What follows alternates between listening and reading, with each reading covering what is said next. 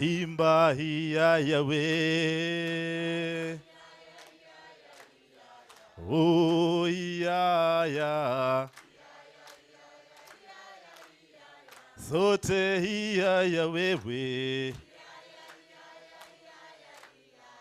Oh ya. Imba hiya Yahweh. Oh ya. Ufisadi wewe. Ufisadi wewe. Kushikwa bure wewe. Kushikwa bure wewe. Webaki nyuma sitwae. Sote iya. Oh iya Yahweh.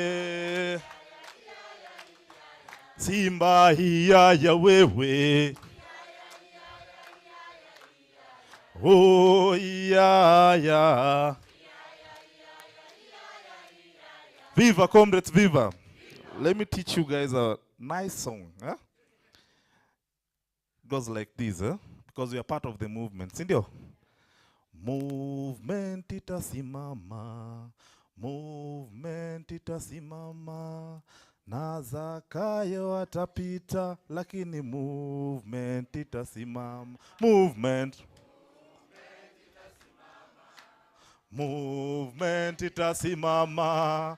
Na Zakayo atapita, lakini movement itasimama. Twende. Movement itasimama. Na Zakayo atapita, lakini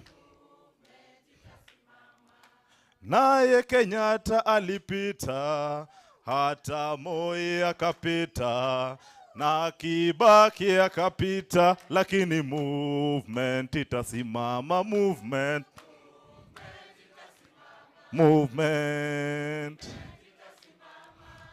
Na Zakayo atapita, lakini naye Uhuru akapita, na Ruto atapita, na Kindiki atakufa, lakini movement itasimama. Movement itasimama. Na Zakayo atapita.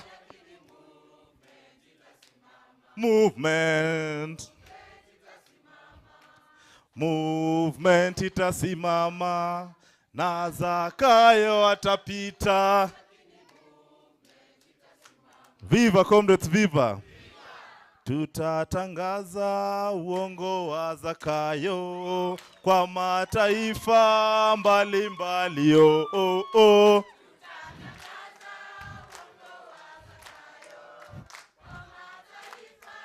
Sisikim kimba. Tutatangaza uongo wa Zakayo kwa mataifa mbalimbali.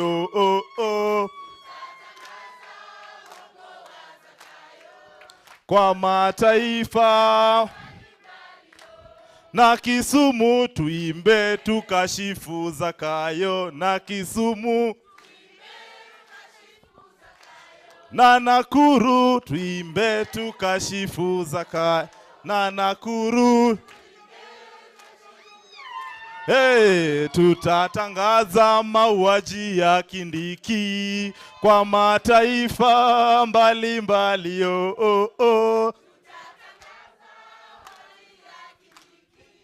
Kwa mataifa.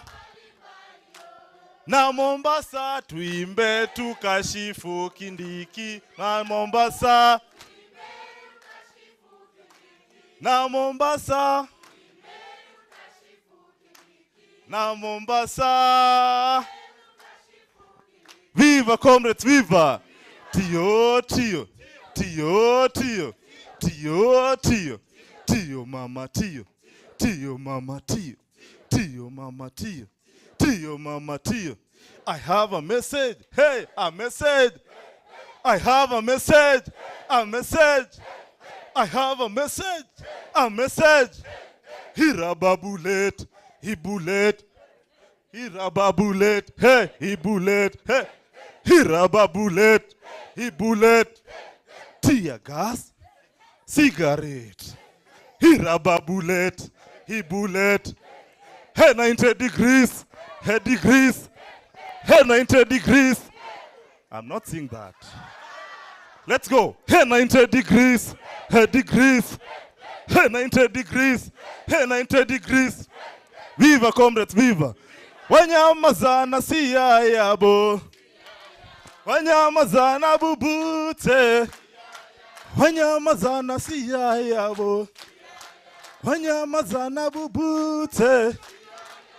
Now that is the old version.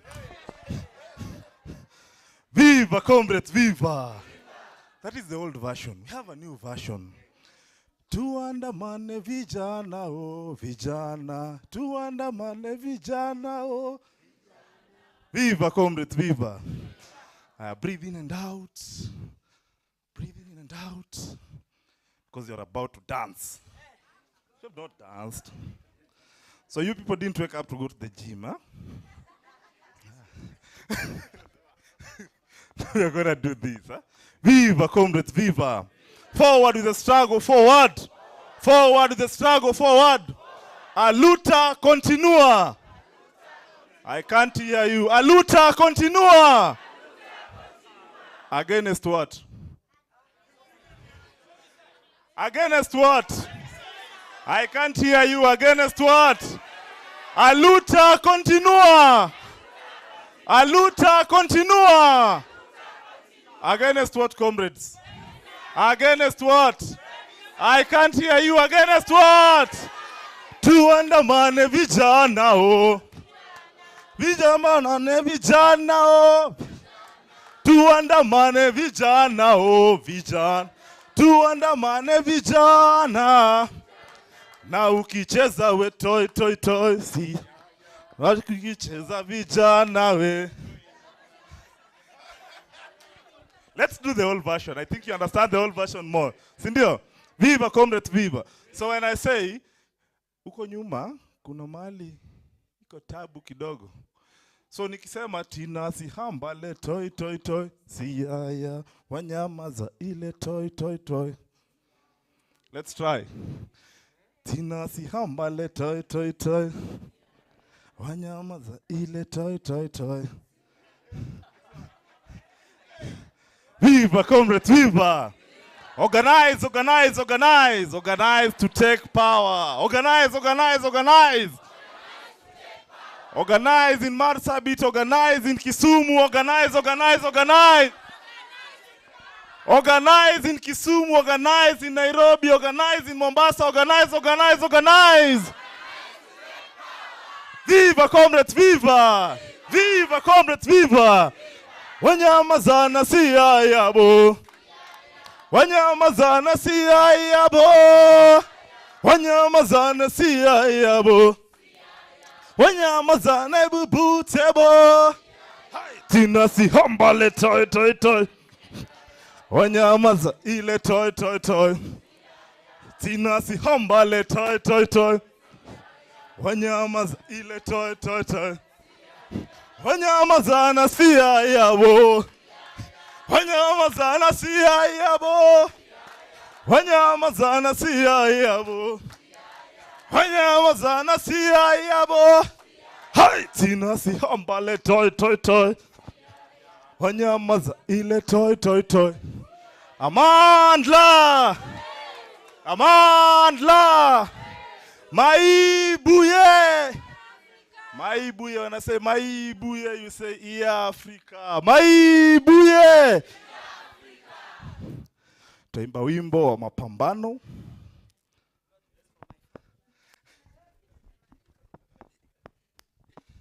Viva, comrades, viva.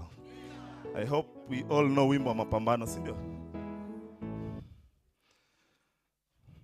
Aya. Your left hand on your chest. So, We are not just doing this song just because we sing it. We don't sing these songs just because they are nice, they have rhythms. We do these songs for a reason. We lost martyrs.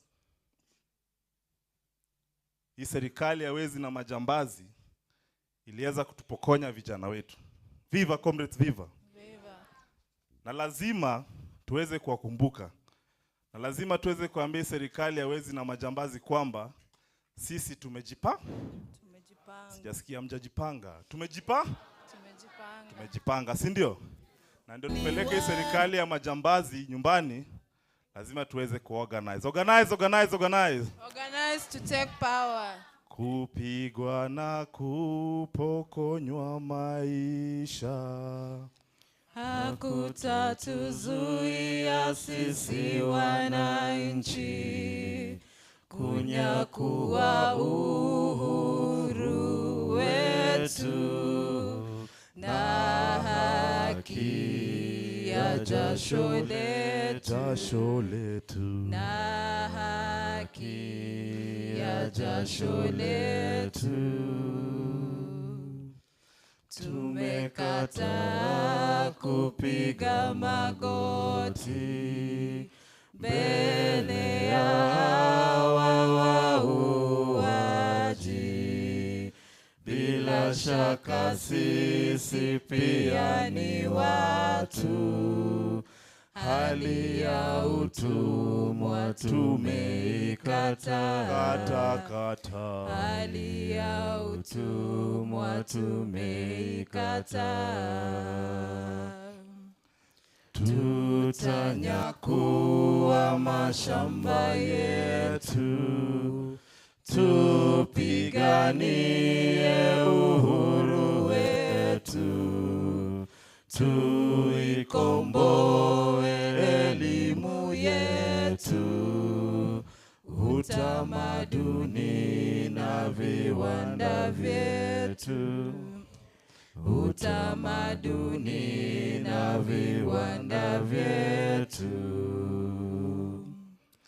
Sisi hatutaki kudhulumiwa, hatutaki tena mauaji, ili kupetuliangushe haki na uhuru zichanue, haki na uhuru zichanue. Na uhuru wetu Wakenya, uhuru wetu Wakenya, tupiganie na katiba yetu. Wakenya, katiba yetu Wakenya, tutekeleze. Vijana wetu Wakenya, vijana wetu Wakenya, tuwatetee. na wamama wetu Wakenya, wamama wetu Wakenya, tuwatetee. na mashujaa wetu Wakenya, mashujaa wetu Wakenya, tuwakumbuke. Yo. Aluta continua. Aluta continua. I can't hear you. Aluta continua. Aluta continua. Huko nyuma siwaoni. Aluta continua. Aluta continua. Against what, comrades? Against what, comrades? Against what, comrades? Thank you so much.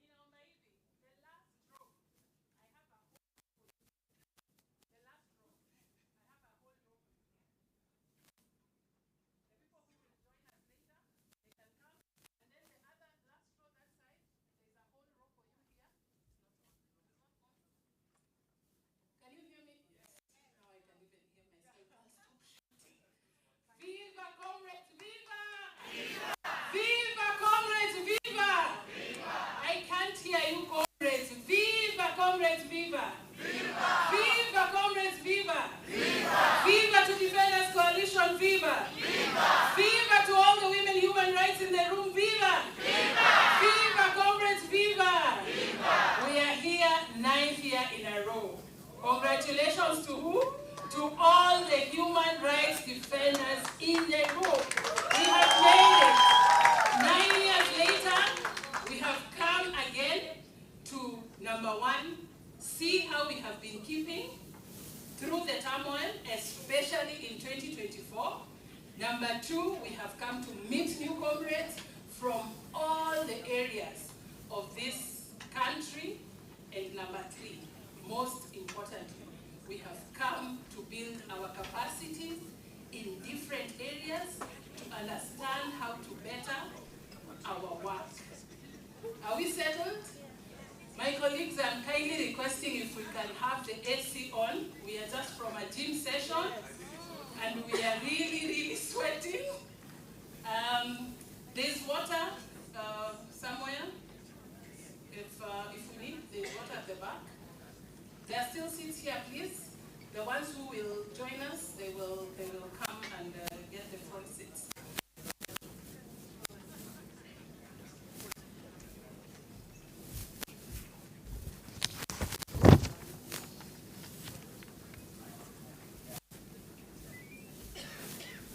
We are all settled now?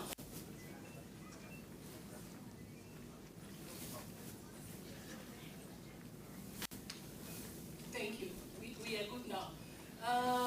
We have already started with a prayer. The anthem that we have already sung right now is a prayer for us as human rights defenders. We have also invited our ancestors to this place. Generally, thank you very much for supporting us in that. Thank you, my sister. Same struggle. Yeah, the same struggle. The gym was not a joke. Generally, we hope we'll have some of that during the week, because we hope to ensure that we also look at our own well-being and make sure that our bodies move. You know, we are in a hotel, and when you are in a hotel, there is a tendency of you overeating and not really exercising.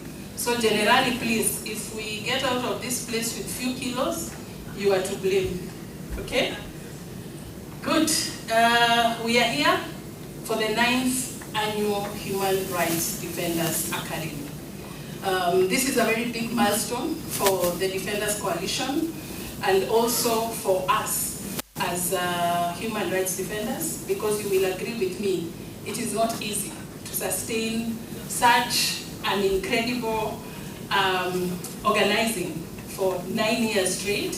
And every year we do it better, we do it bigger, and this year we can only assure you that it is going to be bigger and better. Sawa sawa? I would want us first to get to know or to understand who is in the room, because it is extremely important for us to know who is in the room. And at least I have information that you do not have. Right now, we are almost 160 people in this room. It would have been great for us to hear all your names, the work you do, and why you have come here. We will do that, but very differently and in different spaces, because we just don't want it to pass. And we forget that when Collins stands up and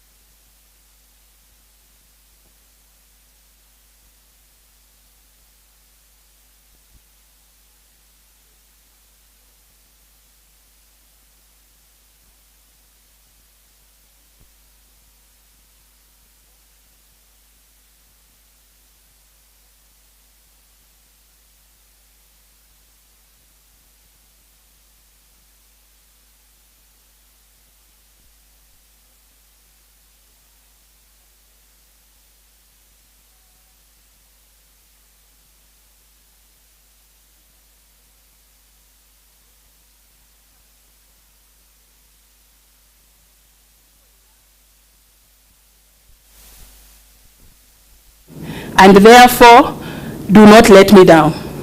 Okay? Do not let me down. People who have been with me in events that I've been the one who has making sure that everybody is introducing themselves in such a big crowd. They know how I do it. How do I do it? Kodek, how do I do it? Okay, I will remind you. Thank you. Thank you, Cinti. I do it in counties. And I will start with Cinti. Cinti, I think, how many kilometers did you travel to get here? You can stand. Everybody who's from Marsabit County. Marsabit, good. How many kilometers did you travel to get here? 700. So, how many of us traveled 690 kilometers? 800 kilometers? You traveled 800? Okay. From which county? Marsabit Moyale. Cinti Marsabit? Marsabit Loyangalani. So here we are talking about a distance of over 800 kilometers for human rights defenders to come together to hear the challenges that people are facing and to see how they can network. Nipeeni pambio ya Marsabit County. DJ? Marsabit County? Aya, Marsabit jimbieni, tuimbieni wimbo moja ya Marsabit County. Marsabit. Give us a beat. Give us a beat. Give us a beat that we can sing along.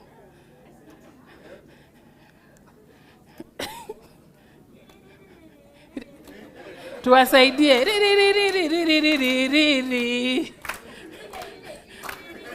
DJ. Aya, DJ ameniangusha kidogo. I'll give them a few minutes. So we are here with county number. Marsabit is county number. Please, can you Google the number of your county? Because when you stand, you are the one who's telling us the number of your county. Marsabit is county number? Marsabit is county number? Marsabit is county number 0010. So, 010. 010. So please, at least we are learning together. You see, the learning session has already started. County 010. Anybody who traveled 690 kilometers to be here? 680? 500? 1,000 iko? Hey, bahali yake. Haya. 1,000 kilometers, tafadhali simameni. You traveled 1,000 kilometers. 1,080 kilometers to be in Nairobi. Is this your first time in Nairobi? Is this your first time to meet this number of human rights defenders? DJ, wapatie pambio. It's your first time in Kenya. Karibuni Kenya. Aya, Noyo, DJ, thank you. This is your beat. Hey. Thank you very much. That is county number? 009. DJ? 009, Mandera County. Mandera County. Thank you very much, Mandera, for braving that journey to be here. We appreciate you and we respect you. And your county number? Same. Yeah. All of you are Mandera County. Karibuni Kenya. Feel at home. We will take you around Kenya for you people to see where Kenya is. Sawa sawa? Thank you. Asanteni. Aya, that is 1,080 kilometers. Do we have more than 1,080 kilometers? We don't? I go back to 500? 700? Wajia? Haya, bahali yake. Simame tena. Wamama wangu, mumetoka Wajia County. Karibuni sana Kenya. County 08. County 08. Yeah, DJ. This is not my first time. Yes. This is my second time. Yes. Last year I was with you. Karibu. And I also appreciate Defenders Coalition because they helped me 2023 when I was detained because of a case that Thank was you. falling. So you have said Defenders Coalition is doing its work. 800 kilometers plus. Yeah. We are not concentrating in Nairobi. No. Asante sana. Can you please give them their number so that they sit? 08. County 008. 008. Aya. Is that your song? You resonate with it? Thank you very much. 550 kilometers. Simama. From which county? County number? 023, Turkana County. Hey, good job. Turkana, yes, you were several. You were 2 people. There's another one there. Actually, you're 3. Karibuni sana from Turkana. How was the journey to Nairobi? It was good. Karibuni. You are from Kenya, so we are not you. welcoming you. Are we welcoming you to Kenya? Eh? Welcome me. You, I'm from Turkana. Turkana is also not in Kenya. Karibuni sana Kenya. Asante. Tunawashukuru. We will get to know and hear more from you at a time that I will tell you when. Asanteni. Do we have a Turkana song? Where's your dancing style? Where's your dancing style? Hiyo ni Samburu. Aya, mumenyang'anywa, mutatuonyesha tukisonga. 450 kilometers. Samburu, Samburu simameni. We even have a Moran in the house. Karibu sana Moran. Hey, thank you. Kilomita ngapi? 460. Eh? 460. 460 kilometers. You traveled. Aya, tufundisheni kudansio wimbo. At least that one I know. Shake your heads, people. Shake your heads. Hey. Thank you. County number? 25. Thank you very much, Samburu County. We appreciate you. Tumeruka kilomita zako? Ni ngapi? 500. 480. Ni kilomita ngapi? 480. Aya, watu wote wa Coast Region. 480 kilometers. Simameni. Coast Region. Coast Region. Coast Region. Simameni. Alafu, hiyo group hapo, I will dismantle it. You can't sit together and yet you are from the same place. After we introduce ourselves, you get yourselves other places to sit. Okay? Extremely suspicious on why you're there. So, County 001, at least that one I know. County 001, Mombasa County, karibuni. Wimbo yao iko wapi kabla wakae? Oyo, ni hivi. Tarabu. Asanteni, 001 can sit. 002, 002, you still dance the... Ndio? County 002 is which one? Kwale County. Kwale, karibuni sana. Asante. County 003. Kilifi. Kilifi pia ni wataarabu. Yeah, Kilifi County. Asanti. Kilifi ni wataarabu. Karibuni sana. 004. From Tana River, 004. Hey, pia nyinyi mmetoka mbali? Yeah. Did you just travel for one day? Yeah. Only one day. So barabara zimetengenezwa. The last time I was in Tana River, I spent 2 days on the road. So muko na infrastructure. Karibuni sana. But that group, very suspicious. You move around. County number? 006, Taita Taveta. Karibu sana. Hiyo ni ya Taarab? Yes. Ni ya Taarab. 006 Taita Taveta. DJ Taarab. Mwingine alijisahau hapo, si tufundishe kucheza taarab kidogo. Taarab. Aya, tuta dance. We have a whole week. Asante. I can see a hand there. Did I forget kilometers? Which one? Elgeyo Marakwet. How many kilometers? 400 and something. We are there. We have not forgotten you. We are there. Sasa kwa sababu you are upstanding. This is what I request. Elgeyo Marakwet is in which region? North Rift. All the counties in North Rift, please stand. I want to know if people know their counties. Mali safi. This one we will dance.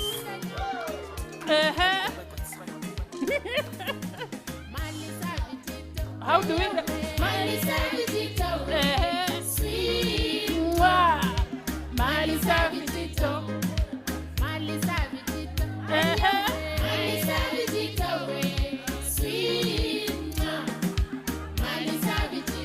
DJ, thank you.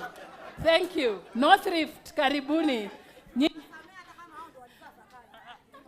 Hapo tusiende saa hii kwanza tutafika. North Rift counties. County number 028, Elgeyo Marakwet County. I have also been there. You are from far. Good job, Mary, and I am so happy to see you after many years. A very strong woman, human rights defender from Elgeyo Marakwet, a place called Embobut. Embobut ni mbali, I will tell you for sure. I have been there. I lived there for a whole week. And what these people go through there, you guys should find Mary in your own time and just get to understand what they go through, and especially as human rights defenders, environmental human rights defenders at that. Mary, and indigenous. Mary, karibu sana. You've said it's county 0? 28. 28, thank you. County number? 28? Yeah. 28. Thank you very much. And 27, Uasin Gishu County, hoye! Mumeambiwa mtasamehewa kwa kitu. I will not say what it is, but mumesamehewa tayari. Wamesema wamewasamehea. Karibuni, we love you. We appreciate your work. We know the challenges you go through when you are doing your human rights work in that county, and we are here to support you. Okay? Karibuni. Same to you, Uasin Gishu. Asanteni sana. 026, Trans Nzoia, hoye! Mziki yenu ni mali safi? Yenu ni gani? Yetu ni ya mabega. Aya, tutafika. Okay, basi, so you should have stood with the Western region, because we will. You are in North Rift. Aya, kwa hivyo mwekewe gani? Kwa sababu nyinyi naona hamutaka. Mwekewe gani ya Western?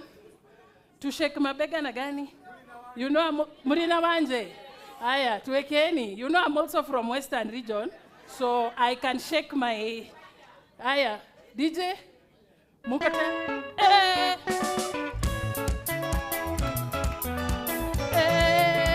Shake your mabegas.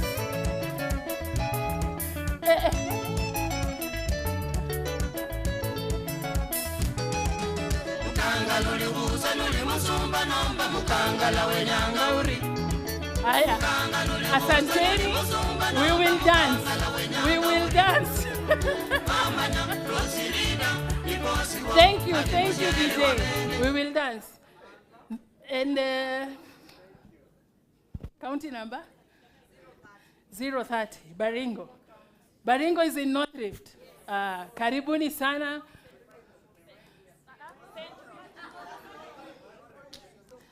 Demarcation ikifanywa. Aya, wacheni tusaidiane. Demarcation ikifanywa, Baringo iliyekuwa wapi? North Rift. Sawa, tumekubali nyinyi ni wa North Rift na tunawapenda, tunawaenzi. Asanteni kwa kazi mzuri mnayofanya North Rift. Sawa sawa? West Pokot County, karibu sana, karibu sana. Home of Champions, 29, Nandi County. Ndio hiyo ameshajiwekea mziki. Tukimbie. Aya, let's run. Father run, mother run. Let's run. Asante.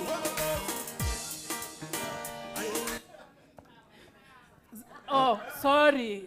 DJ, musimkasirishe, tumemkatiza. Stand and dance.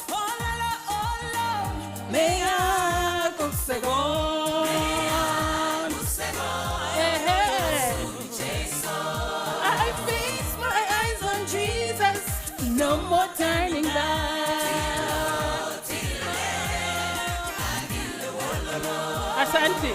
Asante sana. And yourself? 030, Baringo County. Baringo? Yeah. Baringo tulikuwa tushaimba wimbo But- yenu. but- Wewe umekataa, wewe uko south. Huyu ako north. You Na know, nyinyi wote ni wa Baringo. Just for correction, Yes. Baringo County, Narok County, Kericho, Bomet, and Samburu, they are in South Rift. Mumesikia? Yes. Lessons. Classes Thank you. have already started. So, watu wa Baringo, please meet up at some point during lunch or tea. Agree. Watu wa Baringo, you meet at lunchtime, at tea time. By the time you are leaving on Saturday, let us agree whether it is in South or North Rift. Sawa? Homework ishaanza. Si tumekuja academy. We are in the academy and therefore assignments have started. You will give us feedback by Friday on what you have agreed, whether it is in the north or in the south. Sawa sawa. Now we move to Western region. Western hoye!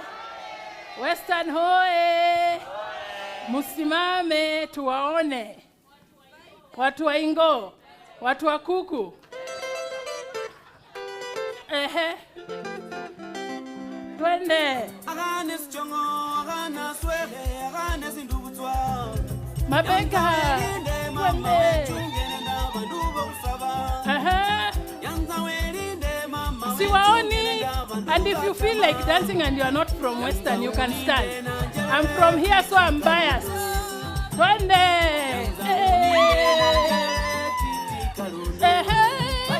Rider. Mwana idumbu. Aya, my bus is over. Thank you. Yes, which county in Western?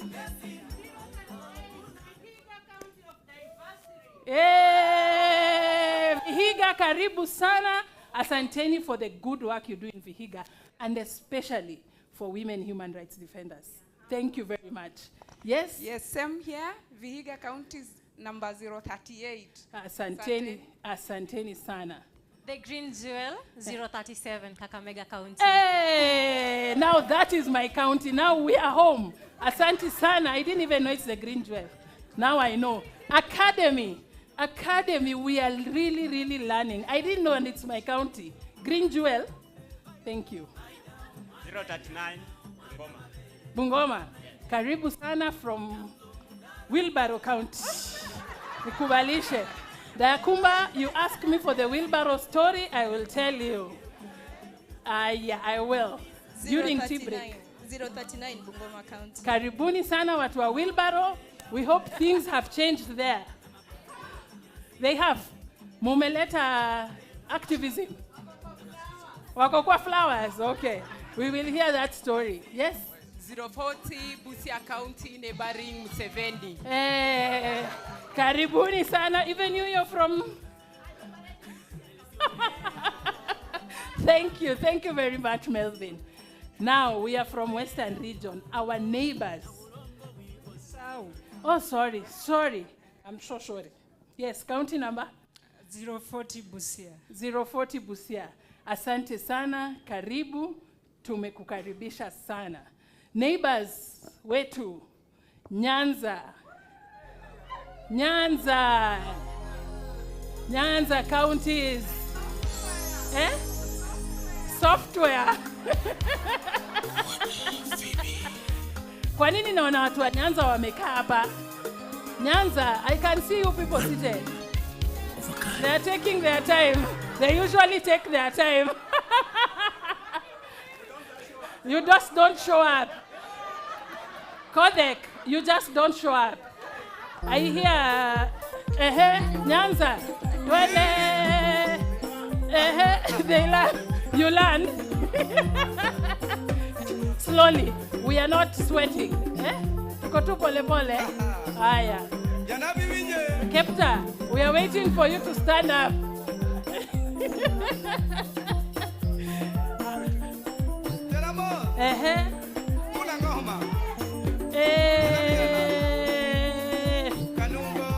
Twende. Slowly like this. We are getting cues from Collins. Thank you, thank you, thank you, thank you. Nyanza, please. DJ, thank you. Nyanza, please tell us the name of the county you come from. Thank you. County 043, Homa Bay. Homa Bay County, yeah. County ya Mama Gladys, Asante. 041, Homa Bay. Homa Bay County, Mama Gladys, Asante sana. County number 43, Europe. Europe. Aya, watu hawajui Europe County ni gani? Tuambie. Europe ni county gani? Kisumu. Kisumu City. Europe. Yes. 041 Siaya. Siaya. Nyinyi si Europe?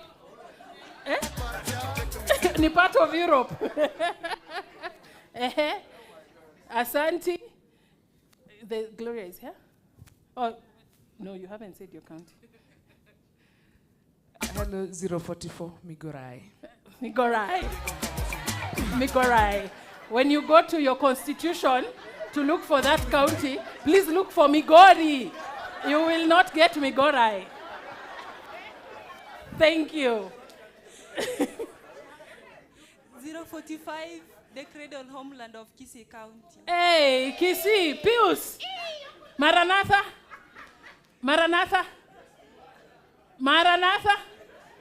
Ujui Maranatha?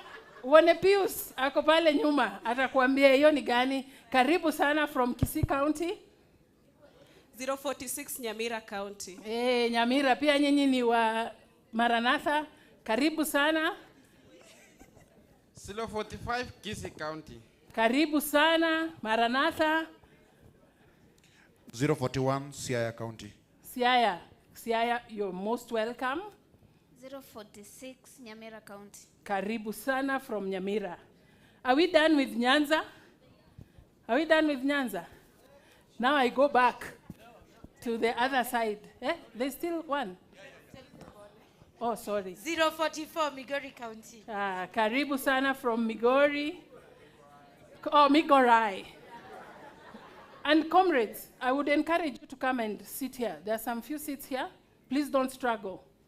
There are like 6 seats here. Was he struggle? Yes. Thank you. Opak Ruoth. Thank you. How am I supposed to respond? Opak Ruoth Aenya.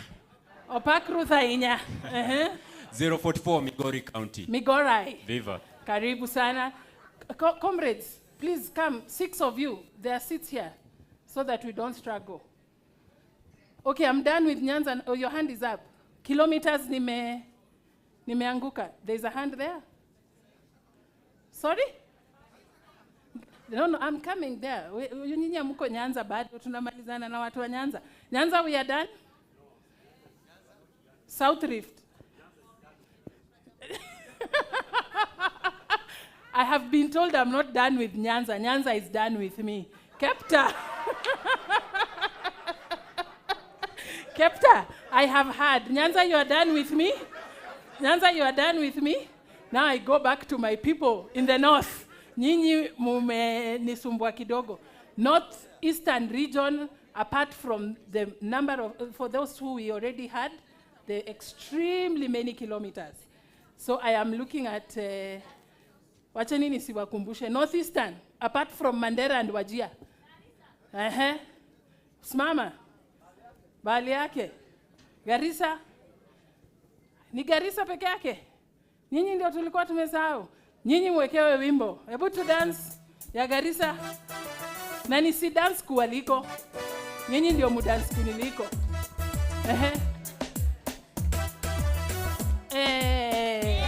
Oh, mnasaidiwa na wenzenu.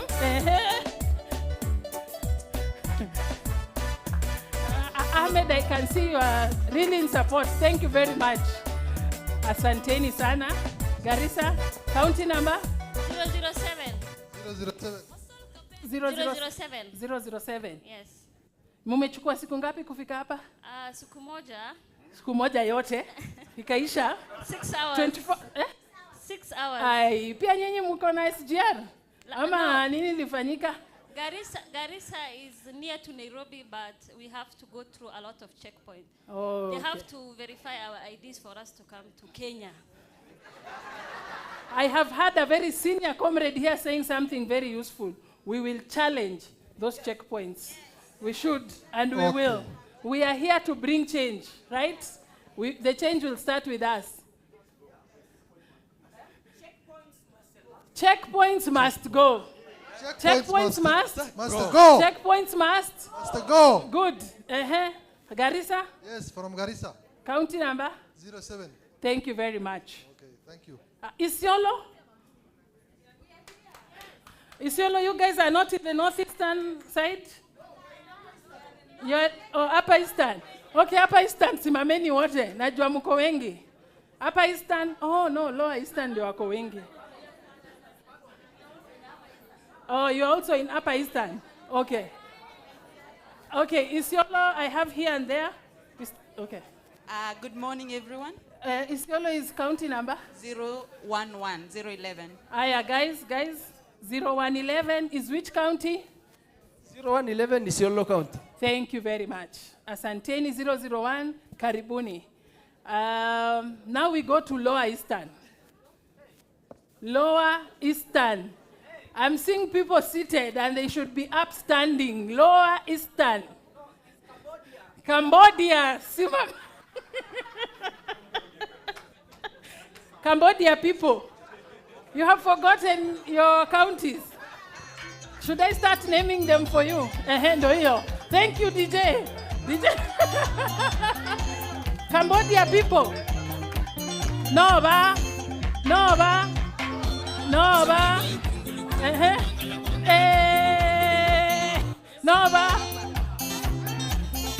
Thank you. Thank you very much. County number? 017 Makueni County, karibu sana.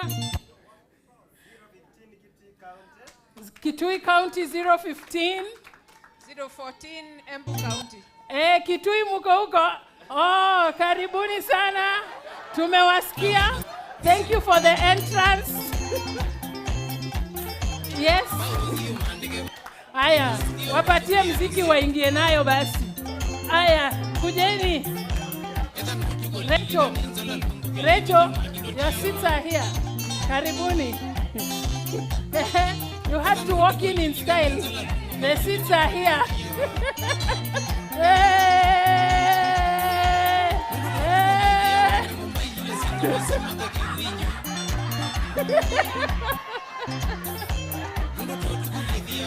Thank you, Rachel and Felista for that grand entrance.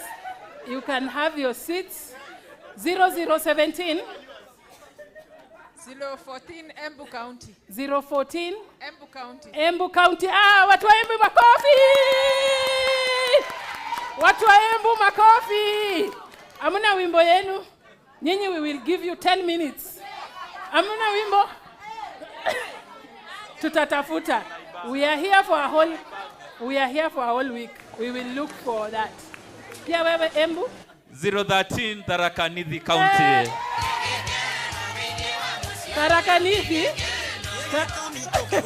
Tharaka Nithi muligusa mlima.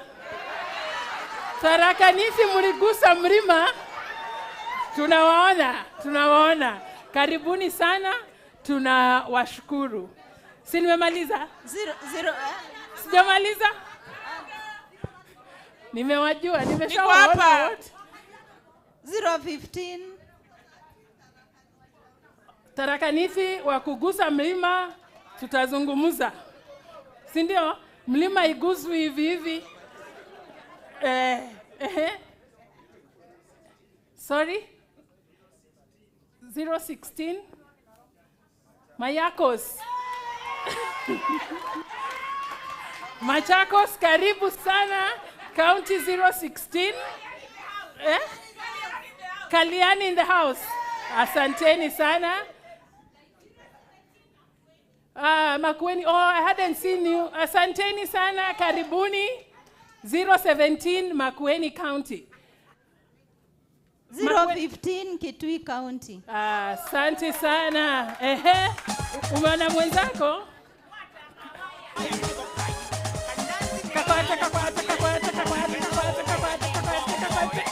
Aya. Asanteni. Tumemalizana na Lower Eastern. Hapa. Mlima wako Lower Eastern. Ujaguza mlima. Haya. Tuambie umetoka 0 county gani? 012. Kaende. Kabati. Kaende, kabati. Thank you. I'm from Meru County. Meru County. 012. Nyinyi ni wengine wa kushika mlima, tutazungumza. Asante. Ni wale tunapakana na Isiolo, tunapigania mpaka wa Turkana na Isiolo County. Asante. Tumesema checkpoints must. Watu wangu wa mlima, twende kazi. Mlima.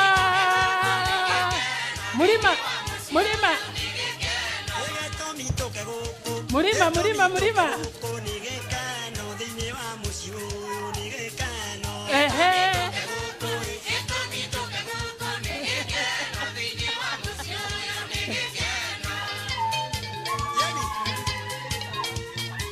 Asanteni sana. Mlima iliguswa, ikaanguka, iko chini. Mtatuambia mipango yenu. Mlima iliguswa, iko chini. Mtatuambia mipango yenu hii wiki ndio tuweze kujua, si ndio? Na si speech. Sawa. County number? No, not you. 021, which is? Murang'a County. Karibu sana. County number? 022, which county? Kiambu County. Tunawaona sana. 018, Nyandarua County. Nyandarua County, karibu sana. 020, Kirinyaga County. Karibu sana. 020, Kirinyaga. 020, Kirinyaga County. Karibu sana. 022, Kiambu County. Kiambu County, karibu sana. 018, Nyandarua County. Karibu sana Nyandarua. 019, Nyeri County. Sasa nyinyi ndio wale mliangushwa kabisa. Karibuni sana. Mlima iko imara. Asante. 019, Nyeri County. Ule ataguza mlima. Kirinyaga nogya kane mwaki. Aya, asante sana. 005, Lamu County. Lamu kusimama na watu wa Coast. Haukukuwa ndo umeingia. Karibu sana. We also know you're from very far. I hope umepumzika. Now we are done with Central. Oh, sorry. Mimi bado. Sorry. 022 Kiambu County. Kiambu County, karibu sana. Kuna mwingine hapo? 031, Laikipia County. Laikipia tuliwasahau. Karibuni sana Laikipia. Sawa. Central tumemaliza, si tumefunga sasa?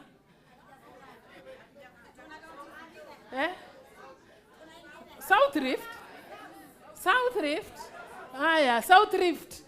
DJ, patia watu wa South Rift mziki wasimame. Emily Chepchumba.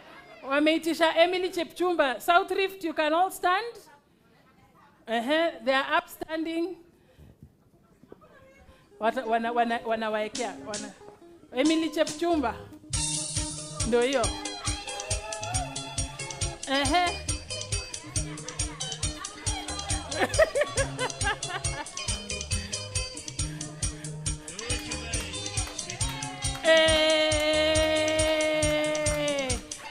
Asanteni sana. County number? 36, Bomet County. DJ, thank you. County number 36. DJ, asante. County number. DJ ni wa South. DJ ni wa Bomet. DJ ni wa South Rift, ni wa South Rift. I have confirmed. You were right. Sheila, I have seen you. Yes? 36 Bomet County. County number 36, Bomet County. Asante. 032 Nakuru County. 032 Nakuru County. Yes? Dennis Kipyegon, Kericho County, 035. 035, karibu sana. Thank you. 036 Bomet County. Oh, Bomet. Sawa. Asante, karibu sana. 033 Narok County. Narok County, karibu sana. 035 Kericho County. Kericho County, karibu. 034 Kajiado County. Kajiado. Yes, Kajiado, asante sana. Niko na mwingine hapa, mimi ndio nitamtambulisha. Anaitwa Jemima Lemomo kutoka Kajiado County. And before we leave here on Saturday, you make sure you ask me why I have pointed out Jemima to introduce her, myself. Because as a woman human rights defender, she has been in trenches. And now she's out. Actually, you were arrested last week on? You slept in the cell. She slept in the cell last week on Wednesday and she's here. Because of human rights work. Sawa sawa? Tumemaliza. Bado county moja peke yake. 047.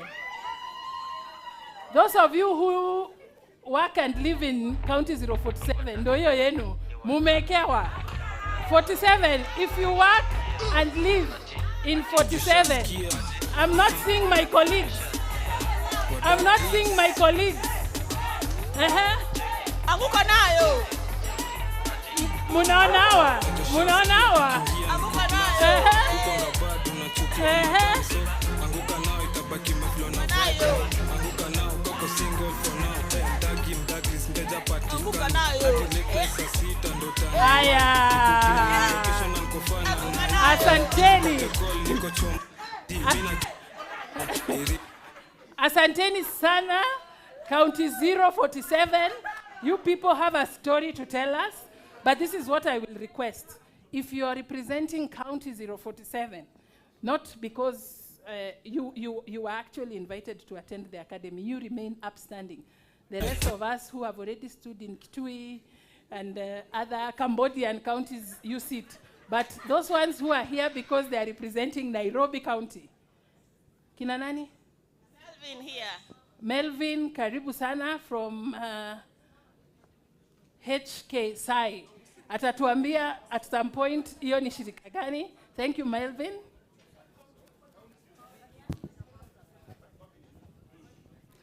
Wanjiro, please give mic. Jamila. Jamila, karibu sana from County 047. Yes. I will give you the opportunity to tell us the organization you work for or with. Right now. Oh, from Natharia, Kenya. Natharia, Kenya. Thank you very much for holding forth for sexual gender minorities in this country. We appreciate your work.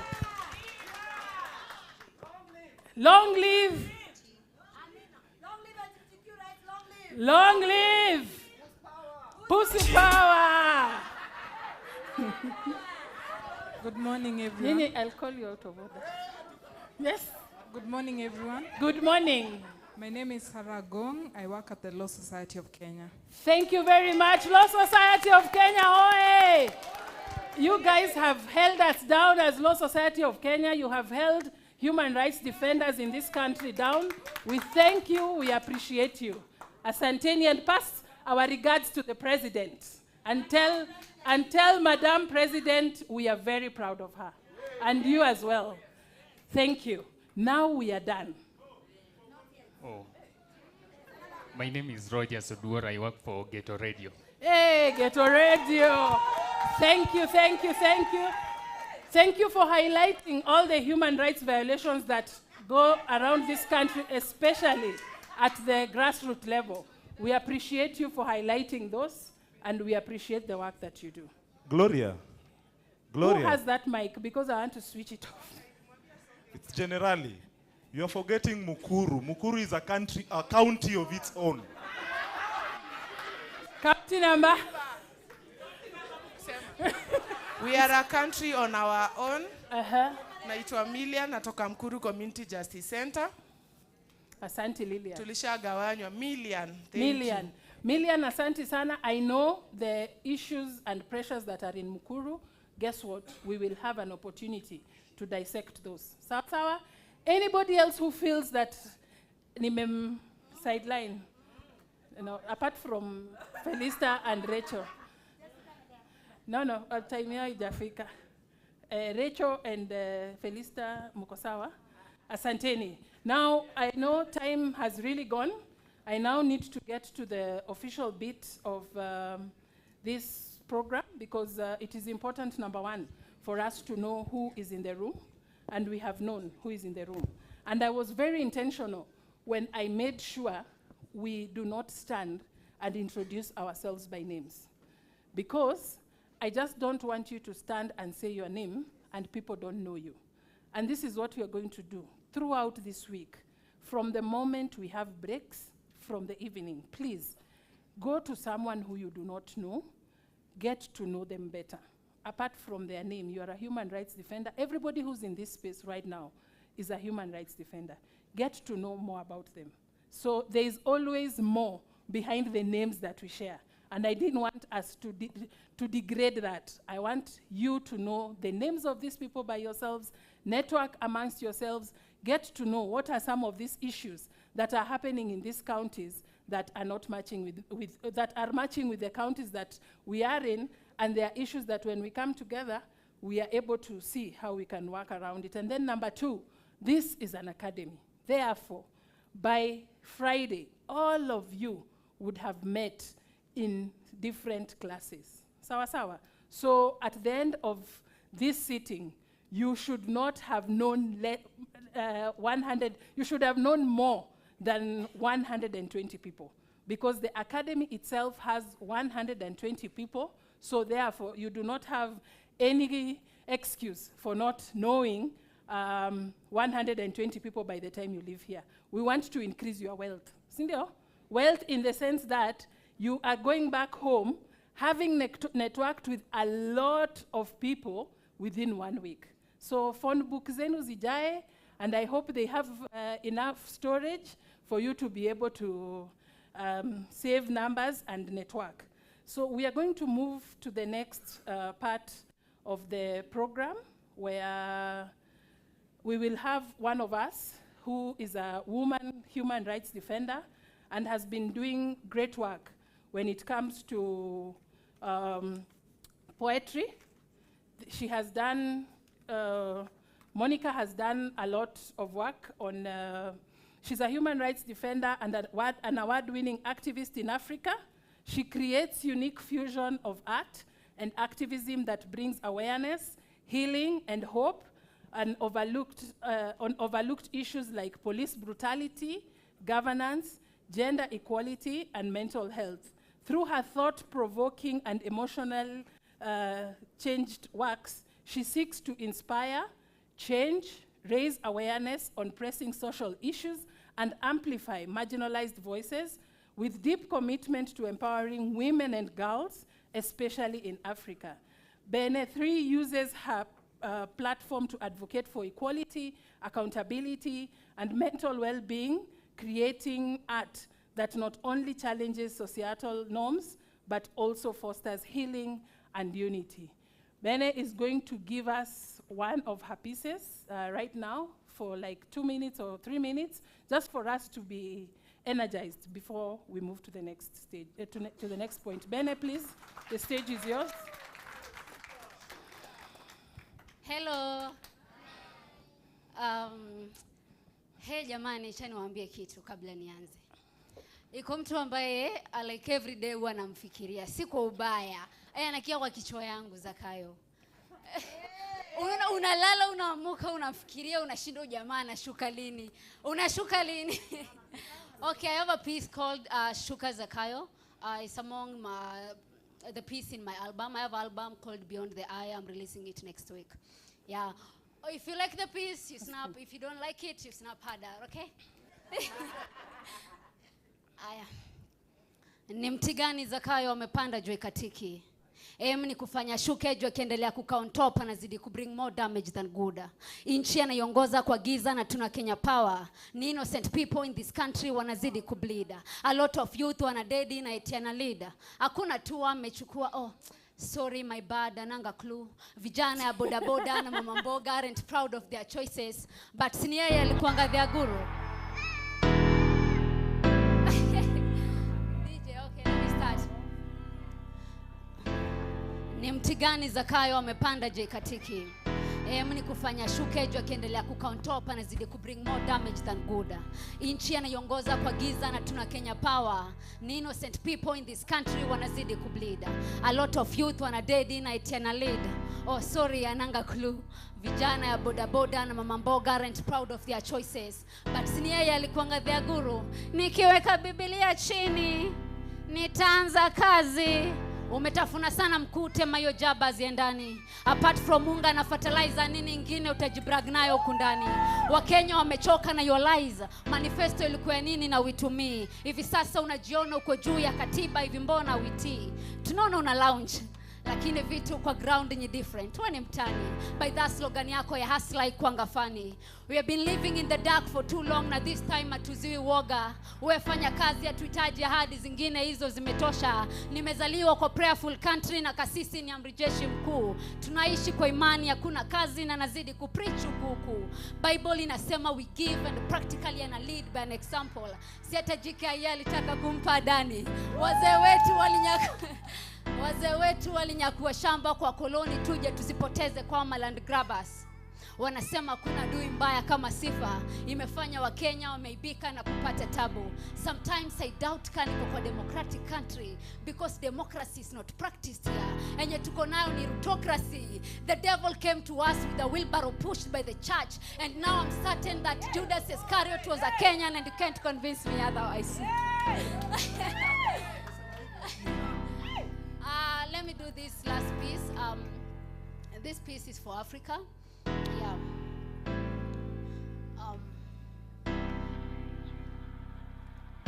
Okay. My fellow black people, our motherland is bleeding. The blood of our innocent youth is flowing more clear than rivers in Ghana. Life bullets are racing to finish the job faster than athletes in Kenya. My fellow activists are seeing more darkness than citizens in Nigeria. Power is changing our leaders. They want to rule forever just like Uganda and Guinea. I can hear the cries of injustice echoing my ears louder than wind of savannah in South Africa. Peace in Africa has distanced itself. No, it's more grave than in Sudan and Congo. Our economy crumbles under the weight of corruption and greed more than in Zimbabwe. I don't want to give birth in Africa. I don't want my children to sleep with the sound of a gunfire more than in Somali. Justice is silenced by an iron fist of oppression more than in Cameroon. Our citizens are bleeding because of civil war more than in Ethiopia. And again, our motherland is bleeding. I can see soil soaked in tears for those fighting terrorism more than in Mali. Memories of our forefathers fighting during the colonial war to attain freedom and peace is now fragile in the streets more than in Sierra Leone. I feel a lot of pain while addressing this. My heart aches. This is more than an outbreak. Even my mama cannot help me in this, just like in Tanzania. These wounds are still fresh even though they had risen from ashes of genocide just like in Rwanda. And again, our motherland is bleeding, but we are the children of the soil. Na majina yetu yameandikwa kwenye udongo huu. Our roots run deep, watered by the blood of our ancestors. We don't want modern slavery just like in Mauritania. Africa, we will rise. We will rise. For Africa is not a land to be ruled forever by few.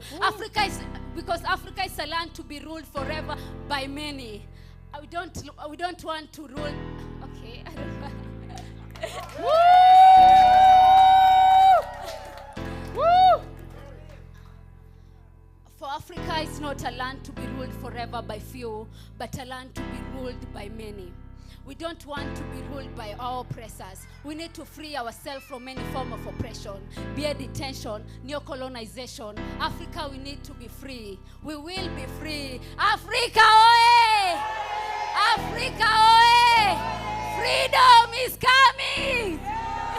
Freedom is coming! Asanteni sana. You can follow me everywhere on social media. I'm Benetri the Poet. Asanteni.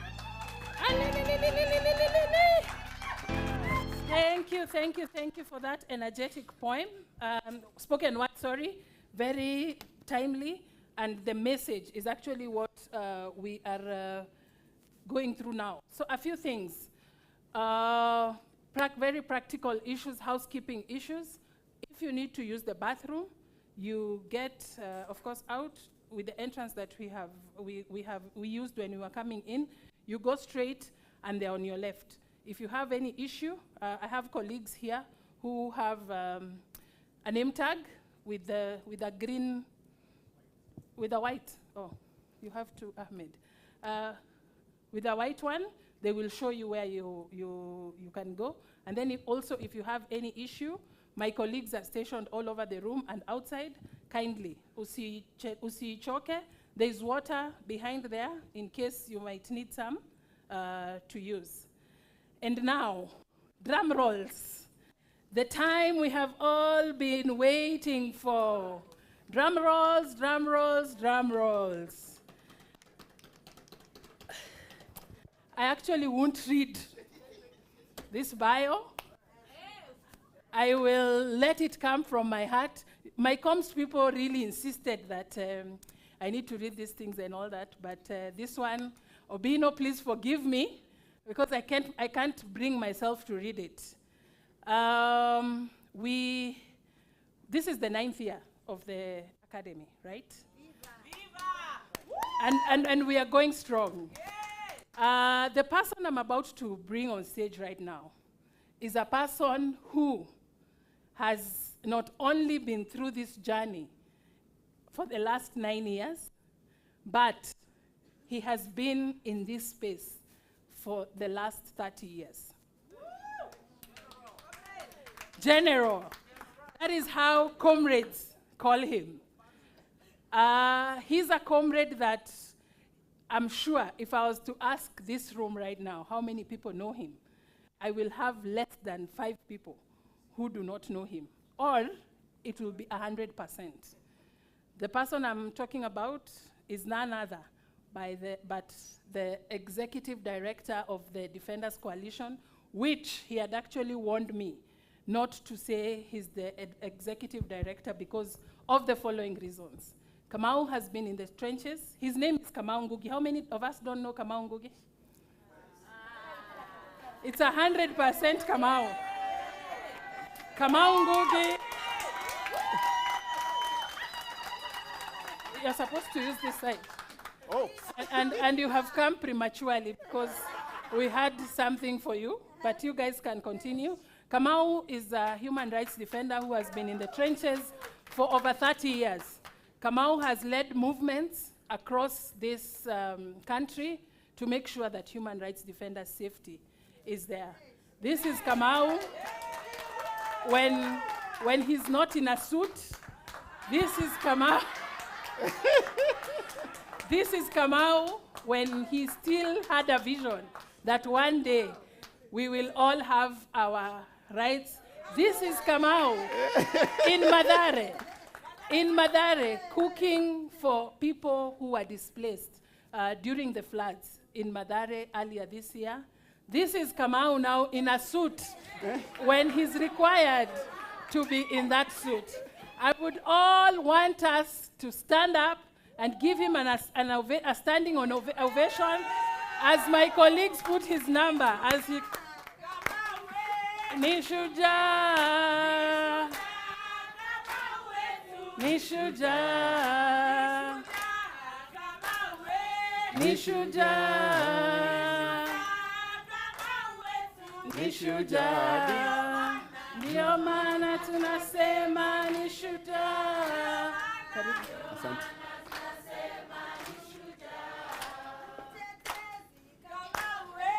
Mtetezi,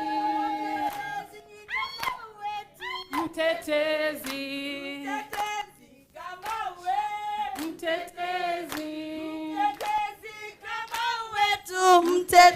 ndio maana tunasema mtetezi, ndio maana tunasema mtetezi, kiongozi kama uwe, kiongozi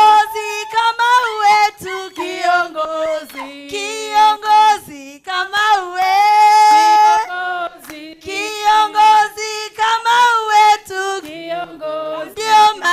Ndio maana tunasema kiongozi. Ndio maana tunasema Oleyo! Oleyo! Okay. Wow, now I know how dictators are made. You expect me to leave this seat with all the trappings of power. Oh my goodness, I'm feeling inspired. Watetezi hoye. Watetezi hoye. Watetezi hoye. Tuko sawa? Tuko sawa? Karibuni and welcome all those people that I heard that they are not from Kenya. They are only within counties of Kenya. But they are trying to struggle to know if they are from Kenya. I can tell you, you'll be wrong because just the other day we decided to break all those borders of Africa. So you can imagine we can also break the borders of all the counties of this country, and we can't stand the fact that for you to walk through and to drive through this country, you still have to go through barriers, military barriers. Is it better? You have to go through military barriers just to come to your country. You have to struggle to get an ID card to register just because you're from certain corners of this country. But I'm here to welcome each one of you for the 9th HLD Academy of the Defenders Coalition. Karibuni sana. Now, sometimes you dream, but sometimes when you dream, you just think that it's a dream for the sake of a dream, and then until it is realized. And this dream of us gathering here, it had what I call a preamble, because some 16 years back, I remember in 2007, most of you remember what happened after 2007, but I remind you, exactly in 2007, in November, elections, we used to hold them in December, if you recall very well, but in 2007, the elections were held, yes, they were held in December, but we had a premonition, or rather things were very clear, that in this country, things were not good, but it was not good for everyone, but it was bad for some people. And we had a meeting, I remember it was just a regular workshop. It was convened by the Eastern Horn of Africa Human Rights Defenders Network, the Kenya Human Rights Commission, the Kenya National Commission. At that point, Maina Kiai was the chairperson. It was convened by some members who are in this room, including Independent Medical Legal Unit. And the conversation was just to bring together human rights defenders from across the country, just to what we call a pulse check. How is it like? How do you feel? What can we do? And when people are gathering at that point, they only talked about one thing. We are worried that our country will burn. The hate speech that's going on, the political mobilization, which was very ethnic, was extremely really creating an environment when it was clear that there will be war. And then we kept now mapping what we need to do, people who are at the front line. And it emerged that for all the list, in terms of, I think we made about a list of 100 issues. There were so many. Everyone saying, oh, the women will be attacked, they will be killed, we fear they will be raped, we fear there will be that. The young men said, we fear that we shall be recruited into war, and already we are being recruited to fight in our own country. Other people, particular groups, at that point it was actually difficult even to pronounce the LGBTIQ person. They were saying, everyone is saying we are the cause of the problem, that is why everyone is targeting us. Increasingly, we were able to map almost the risk that is faced by every group in this society. The only group that we forgot to map the risk that they are going to face are frontline human rights defenders. Okay? The people in that room never mentioned the risk that they are going to face when they're working about challenging some of those issues that affect their people in their community because they're always thinking about the other people. And at that point is when there was that eureka moment. How about we focus on us as frontline human rights defenders and ask ourselves which are the 2 or 3 things that we can do to ensure that as we respond to other issues, then we are able also to focus on how can we be strong enough and safe enough to do something about others. And that is how we developed what we call a plan of action for the protection of human rights defenders. It was a 10-point plan, which basically brought many issues, but I can recall at least 4 of them because we were able to mark them, that we were operating in a very serious situation whereby the legal system, the laws and policies were working against human rights defenders. Number 2, we recognize that we have gaps in our skill set and our abilities to deal with our own issues in terms of being safe. We lacked the skills and the training on how to conduct our own safety and to plan for how to intervene in case something happened. We also recognize that in the course of our work, we are confronting injustice, but also those injustices are affecting us. For people at the front line looking at the violations of girls, the violations of women human rights defenders, for the violations of people in the conflict areas, they were saying the pain of death, the pain of people who are suffering is actually taking a heavy toll on us. And other people simply told us that when things are bad, we don't know where to go because anytime there is an issue at our community, the chief summons you as a frontline human rights defender, that you are the first person to be called and arrested, the trumped-up charges are too many, that we needed to do something about it. And to be clear, they also said that we know that some of us will be killed. And people could give examples of what had happened. And that is how we defined the key 4 strategic interventions for the Defenders Coalition. That we have to intervene at a policy level, to confront the legal and policy environment. We were to intervene at a capacity building level so that we enhance our capacities to be safer so that when we are defending others, we also have some skills to be safe. And we were to intervene at direct protection for people who are at risk. But part of that direct protection, it's not just relocating someone, but also to address the psychosocial health of people. And also to address the actual physical harm that people are faced with. And from that point, this is how we defined the very specific niche that our organization does, which is to empower the people who are at the front line so that they can do what they do much better and to know that there is a dependable brother, a dependable sister, a dependable comrade so that when you do what you do, we'll always be there for you. Drives us the Defenders Coalition. So today being the 9th academy, HRD Academy, it is also driven by the same purpose. It is equipping human rights defenders with skills that will keep us better off prepared when harm is likely to come our way. What can we do? Can we please talk about issues of law, issues of the environment that are critical to us? And that is why during this academy, there are a number of things that we have mapped that are very critical for us. The first one is that you can't do this human rights work alone. We have to do it together, and that's why number 1 priority is how do we build strong movements and strong solidarity networks that will help us to move so that we don't move alone, but we can move collectively to fight injustices. I think for me, if we can crack that one, because most of the time, you and me, as I said, when you sing for me, then I want to become that dictator. But if we sing for all of us, we become the strong frontline defenders, and we're going to make sure that our country is safer together. And I think that one we must achieve.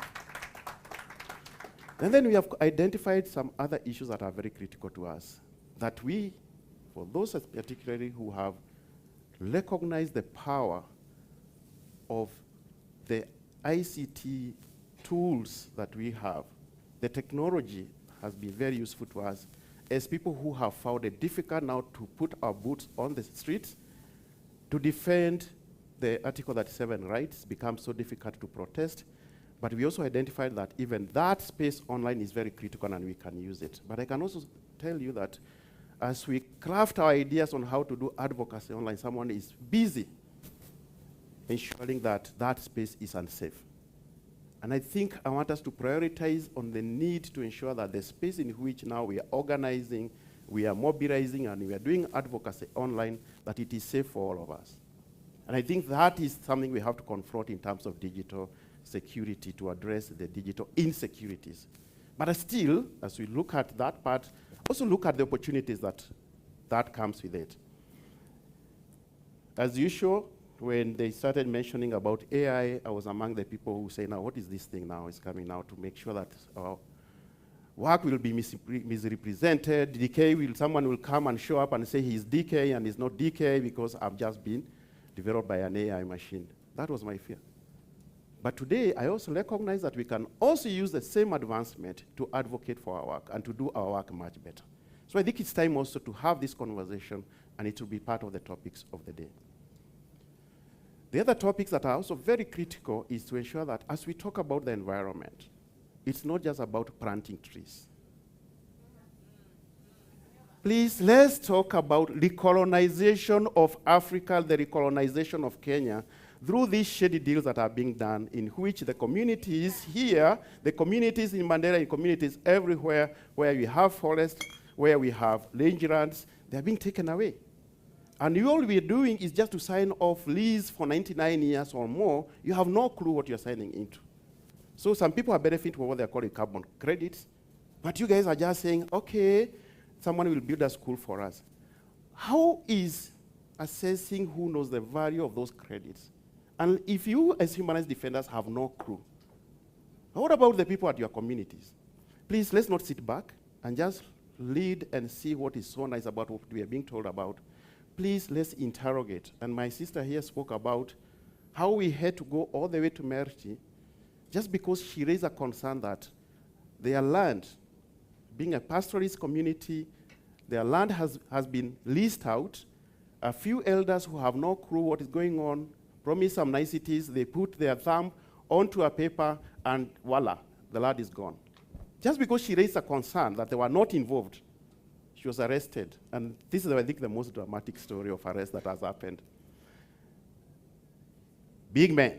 I'm talking about cops having all those huge guns. We always use G3 to arrest one woman who is carrying a baby on her back. And she's accused that when she was being arrested, she had also 40 bags of cement. You know, have you ever carried a bag of cement? She was carrying 40 bags of cement. And not just that, when she was being arrested, she beat all those 10 men who are police officers. Beat them. Because she was also accused of assault. She was also accused of burning a whole building structure because she was carrying, I think, 2 jerry cans of petrol, and she had matchbox. You should see those charge sheets. And by the time we got there, Gloria actually and her team are the one who responded. They told me, okay, you lied to us. You told us you're going to Isiolo. Well, it is still in Isiolo County. Who am I to say Mariti is not in Isiolo County? What I never prepared them is that that road, as you get there, be prepared to carry enough wheels to change your vehicle several times, and not just that, to carry enough fuel on top of the fuel that you have filled your tank, and carry enough water to give the kids along the way, because again, people are hungry along the way, and if you don't treat them well, they'll check off what is in your car. To survive, not to steal.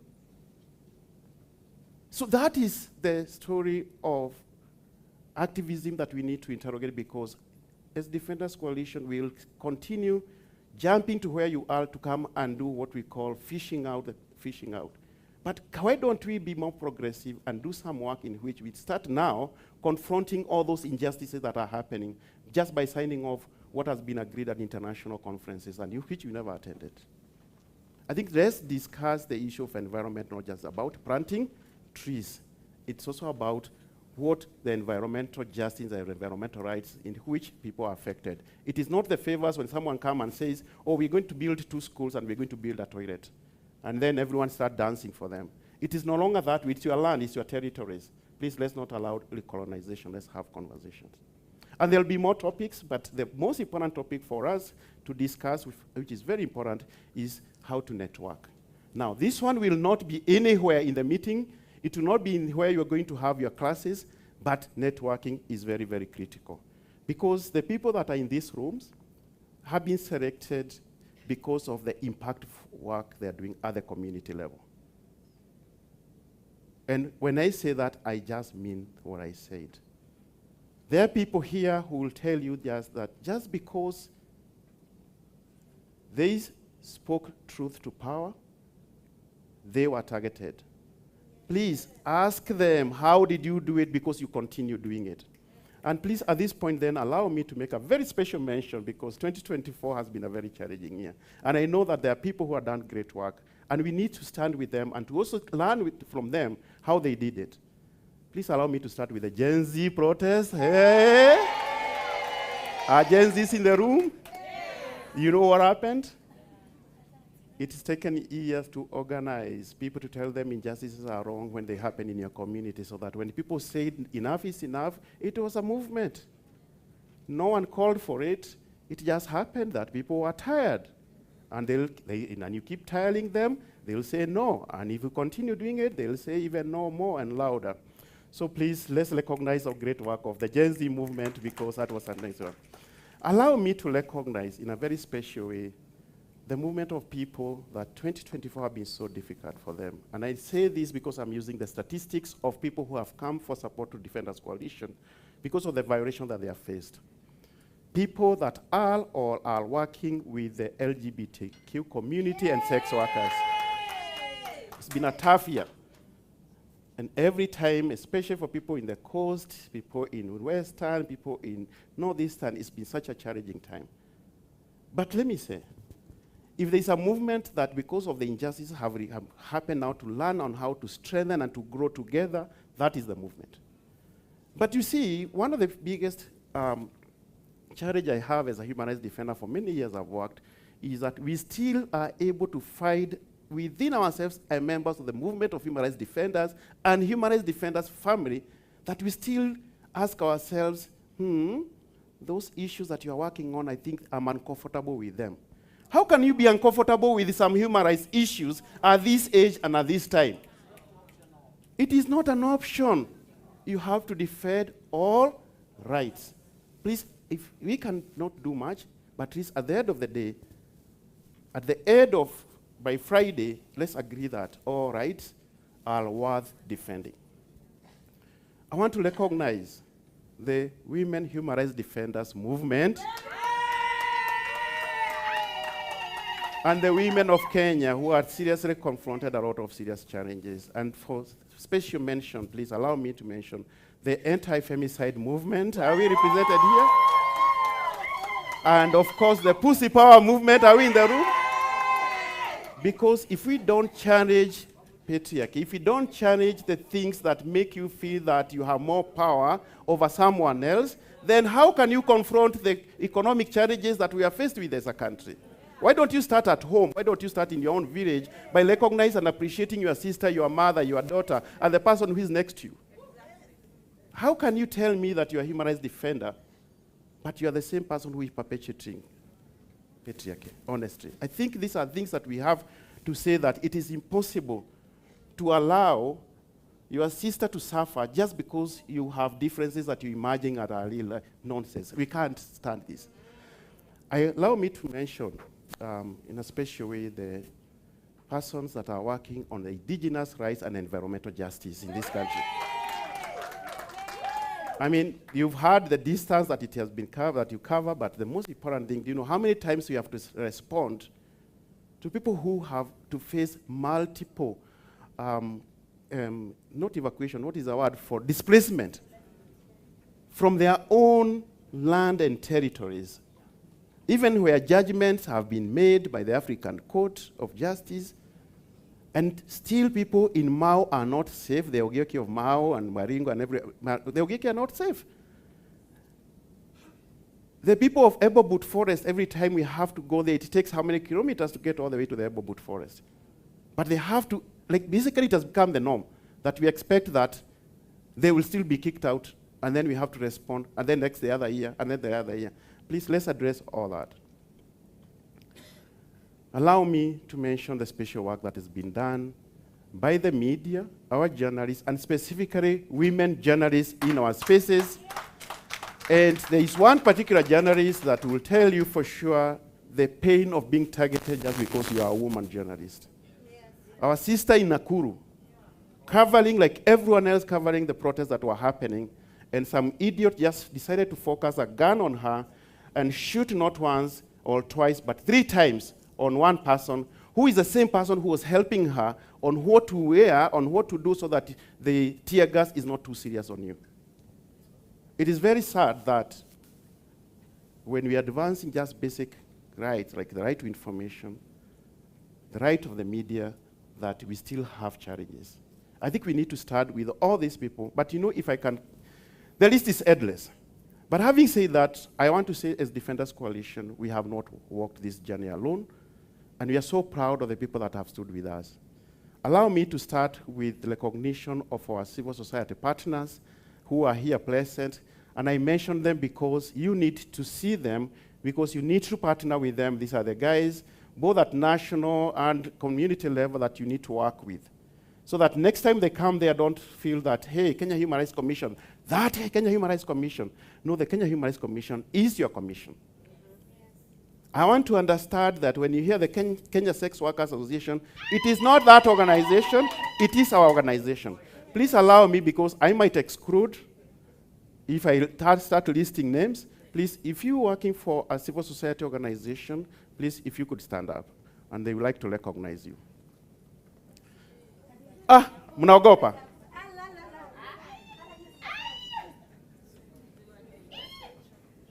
Comrades, thank you very much.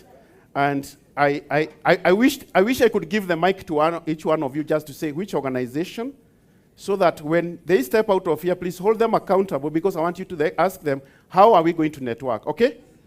Please. But you're now too many. Now how do I do this? Gloria, how do we do this? Please, if you commit that you'll just say your name and the name of your organization, I'll allow you to be given a mic and just introduce that organization, so that someone can walk to you and feel confident that they need to partner with you. Please, Jerry, start where you are. Yes. Hi. Hi, everyone. My name is Ishmael Bahati. I work for an organization called PEMA Kenya. PEMA Kenya is an LGBTIQ organization based in the coast, but I'm also on the national level. Thank you. Thank you so much, Ishmael. Please go ahead. You have the mic. Good morning. My name is Patricia Joseph. I work with Katiba Institute. We work to defend the Constitution. Asante. Thank you very much. If you have the mic, shout louder. Ndinda Maethia Hivos. Ndinda, thank you. I will recognize you different, but it's fine. Davis Malombe, Executive Director, Kenya Human Rights Commission. We stand between power and the powerlessness. Thank you, Malombe. Monica Jepkoske, Africa Center for Nonviolence and Sustainable Impact. We believe in taking actions, not only speaking. Thank you, Monica, and we see that corner. Melvin Ouyo, I work for Hope for Kenya Slum Adolescents Initiative, an initiative that advanced opportunities for adolescents and young people in the informal settings through education, health, and social empowerment. I operate in Mombasa, Nairobi, Kisumu, Uasin Gishu, and Busia. You guys on this side, you can be coming to the front so that we just do it very quickly. Morning. Good morning. Otieno. Good morning, everyone. Good morning. My name is Otieno Namwaya. Turn around so that people can see you as well. My name is Otieno Namwaya. I work for Human Rights Watch. I'm based here in Nairobi. At Human Rights Watch, we document all types of human rights abuses, including LGBTQ and environmental issues and other civic and political rights issues. Thank you. Morning. Good morning. Good morning. Go ahead. I'm Safi Abdullahi. I'm working for CPO called Champions for Change. We promote gender inclusion and gender equality and social inclusion. We are working in Wajir County, and also we are championing to end FGM in the county. Asante sana. Hi everyone. Hi. I'm called Fadosa Muhammad, working Mandera Salam Hub CPO, dealing with mambo ya GBV. Asante sana. Next to you. I'm Jennifer from Meru. I work with the CJPC. I work for Justice and Peace in the Catholic Church. Catholic Justice and Peace, right? Yes. Okay, Asante. I'm Jambo Musisimane, don't stand now. If you are not stood, if you did not stand before, I'll recognize those who had already studying. That's enough. My name is Ignatius Yambasa. I work for Shield for Justice. We work around safety and security to ensure that you have peace, safety, and security so that you can do anything, anyhow, where you want, and in any way. Thank you. Thank you, Ignatius. You have the mic. Go ahead. Good morning. Good morning. My name is Suleiman. I work with Habiba International Women and Youth Affairs, a CBO that is based in Mandera. We work to protect the rights of women and young people. Thank you very much. Good morning, everyone. Good morning. Good morning. Good morning. Agatha Ndonga is my name. I work with the International Center for Transitional Justice. In summary, we work towards guaranteeing non-repetition of human rights violations. Thank you very much. All the best with the Academy. Asante. Good morning. Good morning. Bilha Joyce, Widows' Rights International, Vihiga County. Thank you. Good morning. Good morning. I'm Rose. Hey, where are you so that we also recognize? Why is the voice? Oh, good. Hey. Okay, I'm Rosalyn Nyaga from Trans Nzoia County, representing persons with disabilities, advocating for their rights, and other issues like GBV and other issues. Thank you. Thank you very much. Morning. My name is Liban Golicha. I work with an alliance called Paran that bring together 34 indigenous people-led organizations from across 9 counties. Thank you, Garicha. Good morning. My name is Silvana Lesuda. Move your hand up so that people can see where you are. Yeah. Yeah. Yeah. My name is Silvana Lesuda from Samburu County, working with Network Empowering Samburu Transformation. We advocate for the rights of the women and girls in the indigenous communities. Thank you. Good morning. Good morning. Felista Abdallah, working with the Kenya Sex Workers Alliance, which is a national network of all sex workers-led organizations and groups in Kenya. We are working towards the decriminalization of sex work in Kenya. I am a human rights defender and also a part of the End Femicide KE movement. Thank you. Woo. Good morning, comrade. Good morning. My name is Geoffrey Kones. I work for Samburu Women Trust, yes, an indigenous organizations that work with indigenous communities, advocating for the indigenous women and girls' rights, and also the convener of Indigenous Women Council. Thank you very much. Good morning, everybody. Good morning. Comrade Power. Power. Pussy Power. My name is Rachel Mwekali from Pussy Power Movement and also End Femicide KE. We dismantle patriarchy and we do also intersectional organizing in the grounds. Thank you. Okay, good morning. I'm Philip Adwonga, working with LGBT community in Sia County. Right now we are pushing for an intersex bill in Sia County. Thank you. Good morning, everybody. My name is Teresa Alba Sintian Lepersanti from Marsabit County, Loyangalani. I advocate against gender-based violence and land issues with the pastoralist women and fisherfolk communities along Lake Turkana.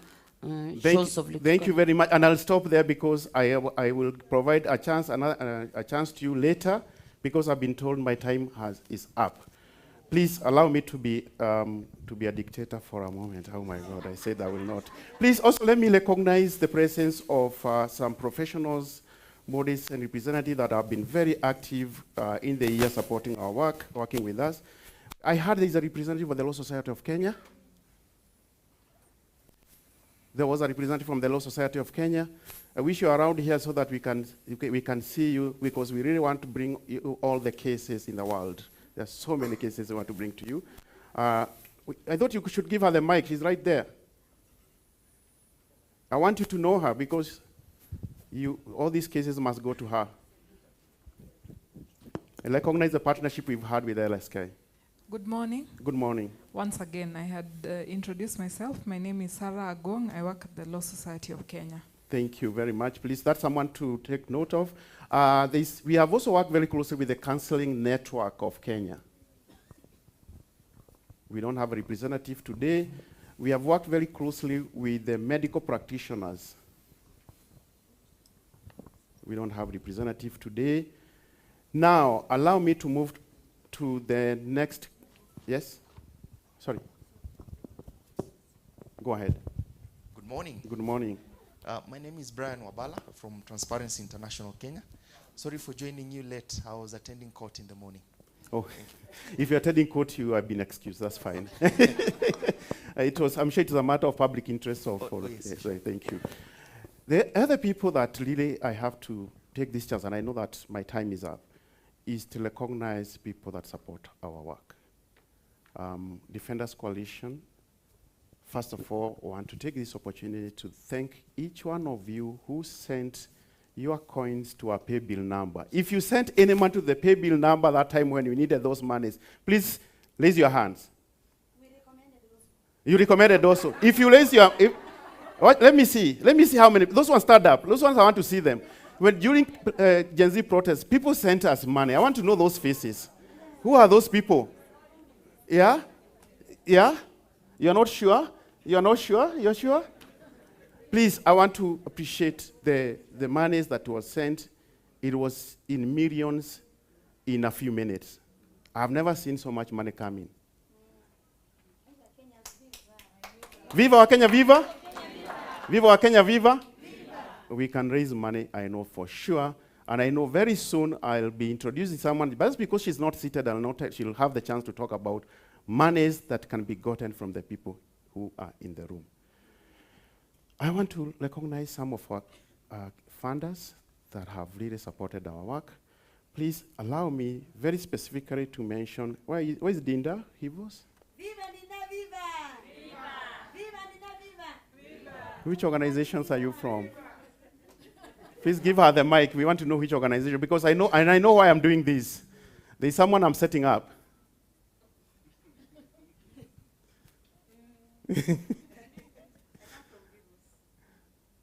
I come from Hivos. I'm more local than international. I know that is what you wanted to say. Yeah.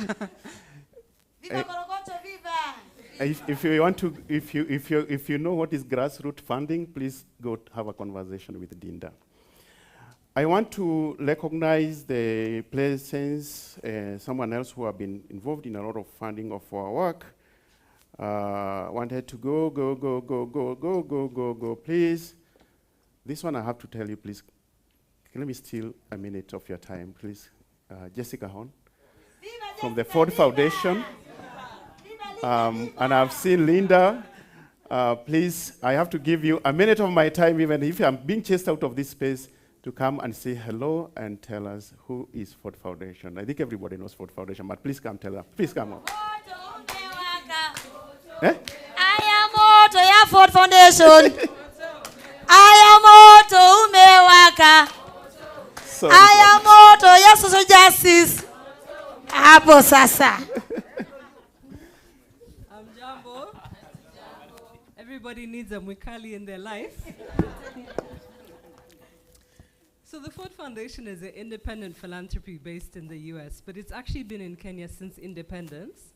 It started funding before independence actually, but obviously once the country was free of colonial rule, they opened an office and started to fund.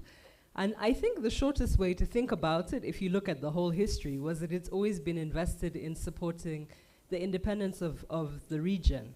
So the foundation over years has supported the creation of a lot of the independent institutions, the University of Nairobi, the Kenya Judiciary Academy, trained whole cadres of civil servants, and has also since the 90s been very involved in supporting the human rights and democracy infrastructure, again, because it was a request of the people from the countries that we are in.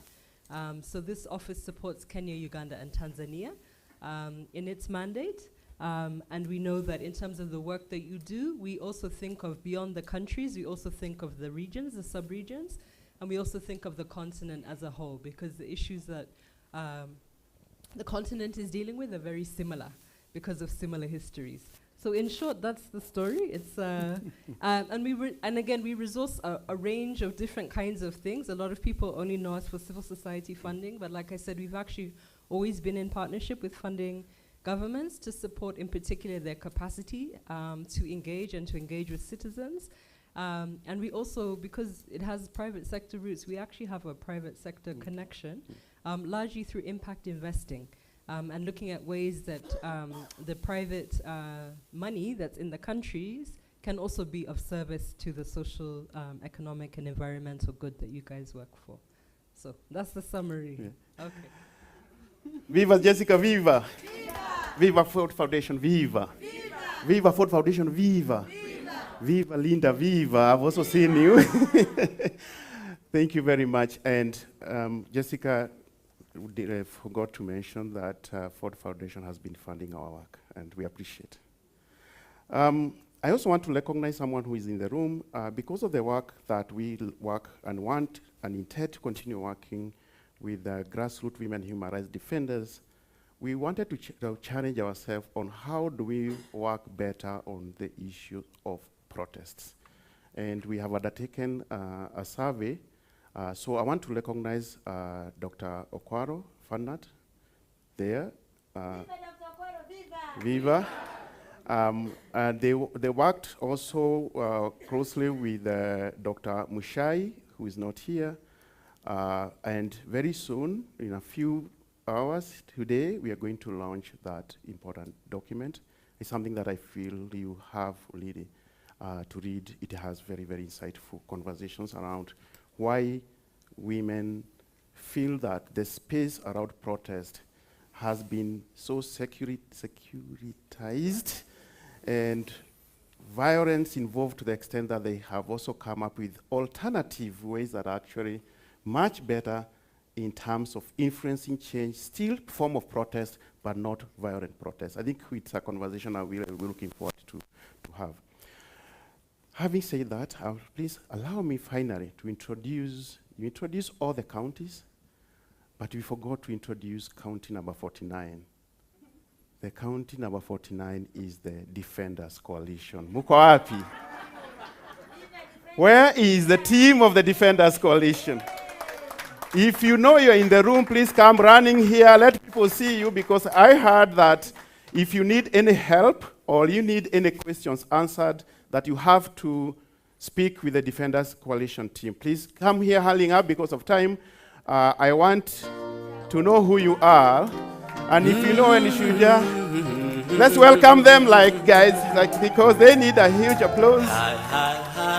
Some of them, please jump up the stairs. Because I'm one of you, you are running away from me. Please come closer, some of you.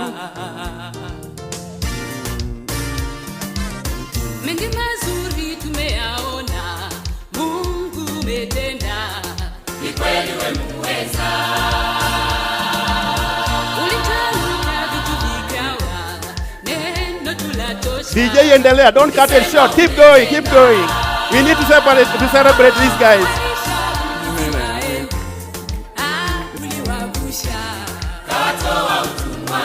Molly, where are you? Molly, where are you?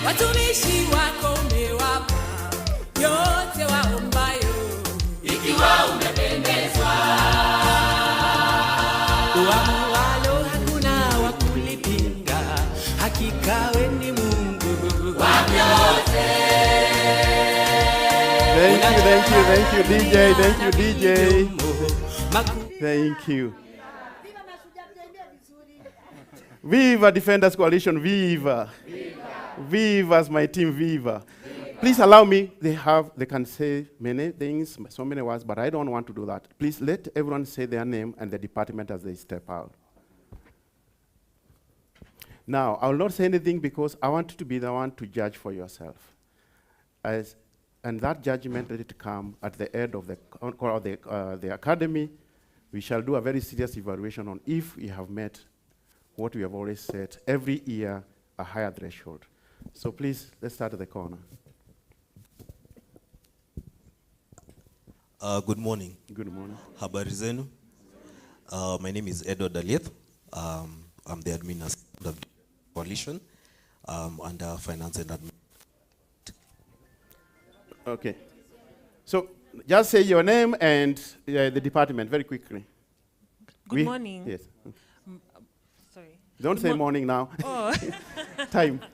My name is Masio Kech. I am the communications officer at Defenders Coalition under the Research, Advocacy and Communications Department. Joyce Njeri finance and admin, accountant.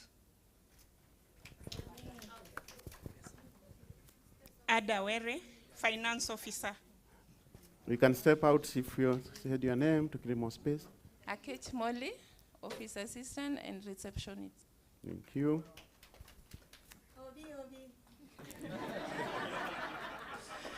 Obino Nyambane, research advocacy and communications manager. Pussy power. Yeah, power. So Ahmed Shire, I'm the ICT manager and digital security trainer. Evelyn Mawia, I'm the procurement officer. Okay. Livingston Nyando, I'm the protection and wellness manager. Thank you. Wanjiru Irungu, a project officer. Lucy Ayeko, protection department project officer. Solomon Jiru, I'm the grants officer. Valencia Wangoi, protection and wellness department. Marcy Nzomo, finance and administration manager. Kavi Bindiwa, research, advocacy and communications. Kelvin Motuman Toiti, monitoring, evaluation and learning, protection and readiness department. Owinga Ann, protection and wellness officer. Mary Angura, administration and finance, human resource. Okay. Rachel Medoni, ICT. Sheila Kirui, communications, research and advocacy. Wallace Daru, research and advocacy advisor and social lead. Sam Gitao, ICT officer and the baddest DJ. We didn't hear you. Yeah. Oh, Sam Gitao, ICT officer and the DJ. And finally, yours truly, Viva! Should I give her the mic or not?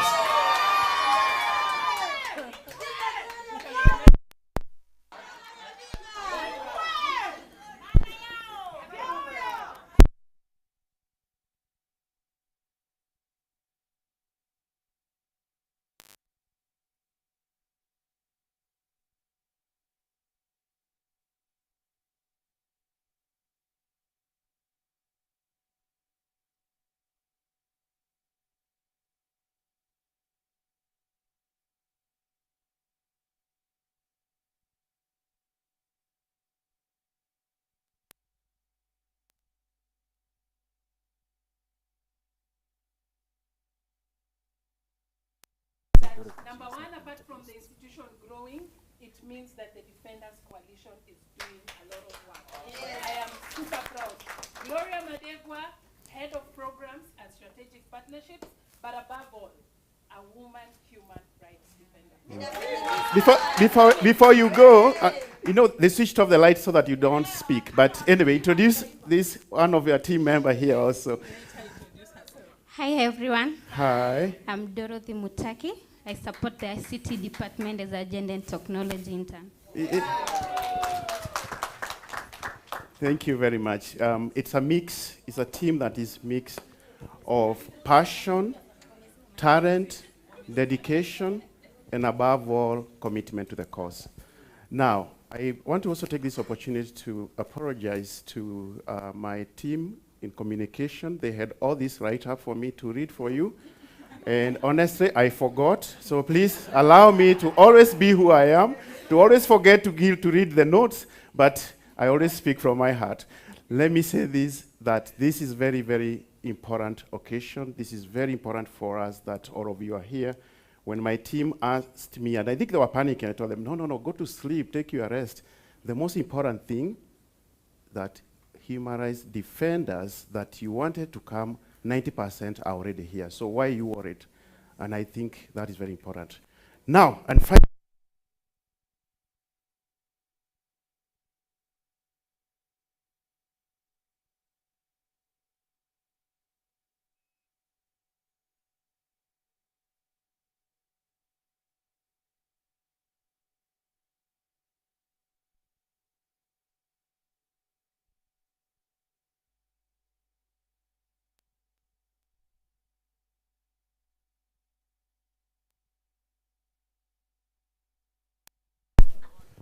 Just say hello. Just say hello.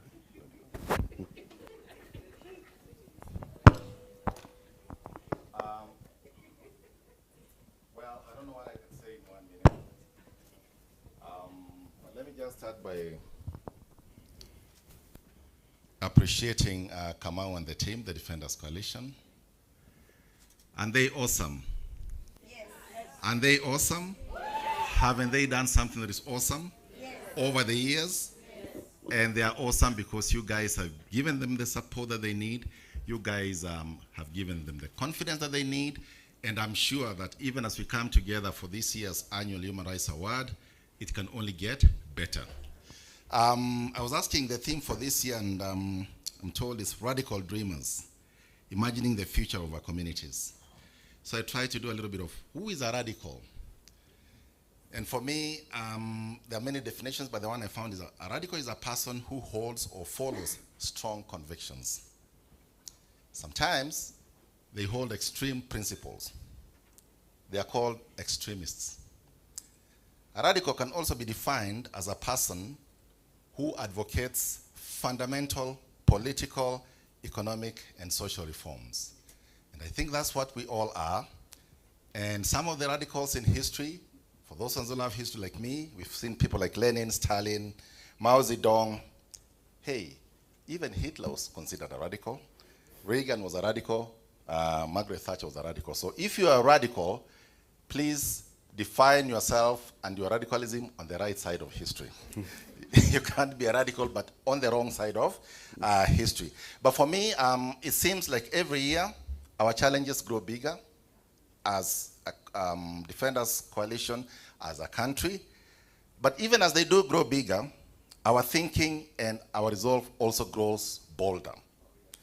Our vision and mission becomes clearer, and we are all committed to a better Kenya. So this year's theme, Radicals for Change, will definitely anchor us on the right trajectory. At the political level, we want to be radicals politically. We want to be radicals economically. We want to be radicals socially. But most importantly, we want to be radical human rights defenders. So as we kick off this week, I know that radicalism will grow. And as we leave this country, we'll be radical agents ready to change our country for the better. Asanteni sana. You did not say my job is assured, but you may attend. Okay. That behind the tent, I'll get the news. Anyway, there are some people that I never mentioned who are also part of the support system that we have, who are funders. Because when I looked at the program, they will be speaking. So allow me to welcome Gloria Madegwa, who will be introducing a person who is now will be known to you more than you probably some of you will have not met them that person before.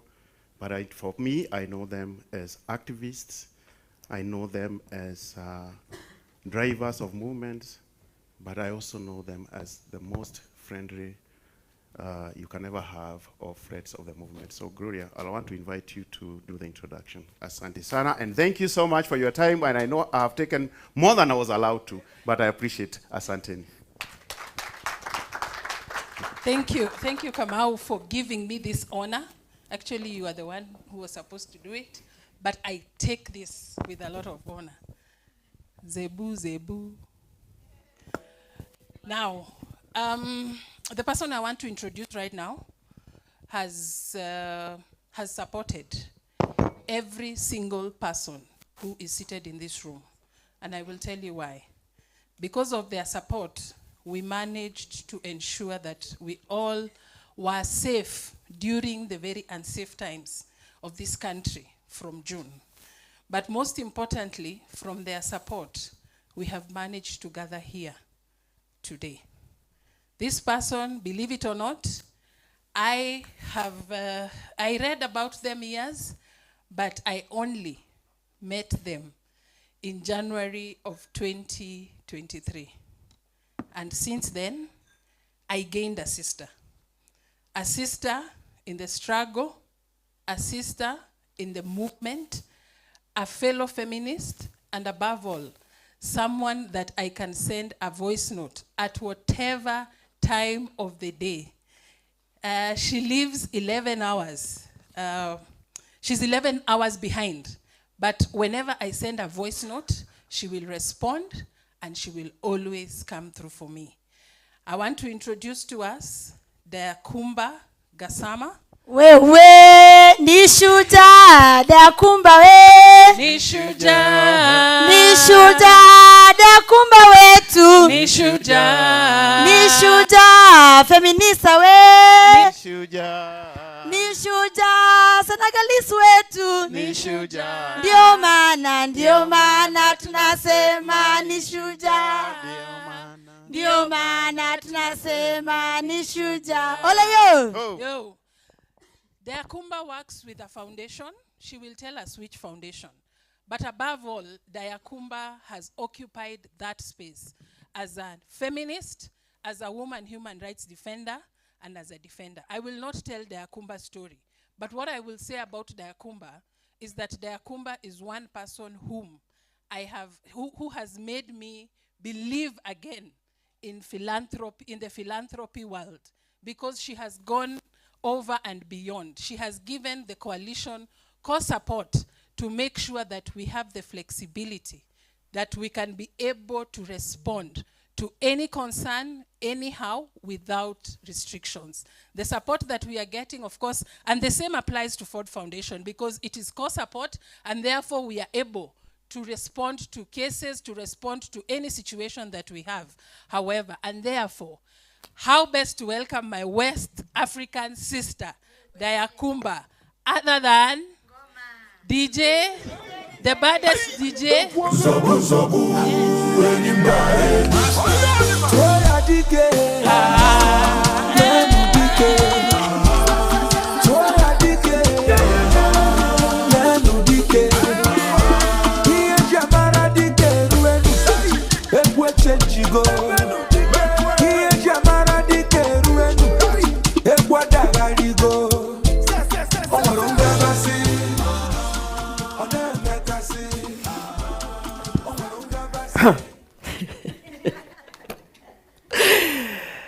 My people, you know I have many enemies.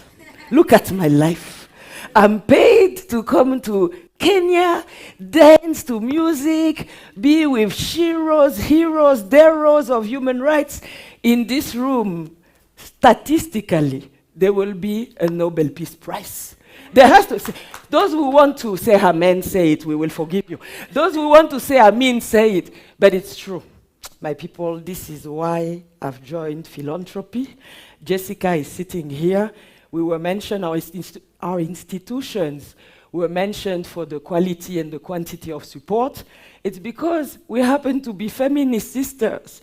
We know that there are certain things we will never agree to do, and we will never be found dead doing. So you can hear from the funny accent that my colonizers were different from yours. Nina toka Senegal. I'm very, very humbled to be here with you. I hope that in my broken English, I'll be able to transmit the level of emotion and joy to see you alive. So many times in the past 20 years, I woke up to receive a message. My sister, where are you? I'm here. Sit down, okay? What's happening? Who it is. And then you would be given a name. And when, in my previous life, not so far ago, I was the regional activism and youth coordinator for Africa for Amnesty International. This was, thank you very much. Hey, my sister. It sounds nice, but our friend from Human Rights Watch will tell you. But it was really, I was like, what is this life? We are here, we tell people to agitate, we tell people to organize, we stand in solidarity, and then they die. So this level of responsibility, my fellow citizen of the We Don't Read Our Speech Republic, Kamau, has already shared every issue that you all know better than us. Is my mic breaking? Okay, it sounds like it's breaking. So for me, I'm standing here in humility and in absolute joy. The haters, how do you say the people who have envy? Envious. Direct translation from Mandinka. Anyway, those people who are telling us in all our languages, then what we do is un-African. You heard it, right? Especially those of us who are women or identify close to, let's say, who don't identify as men.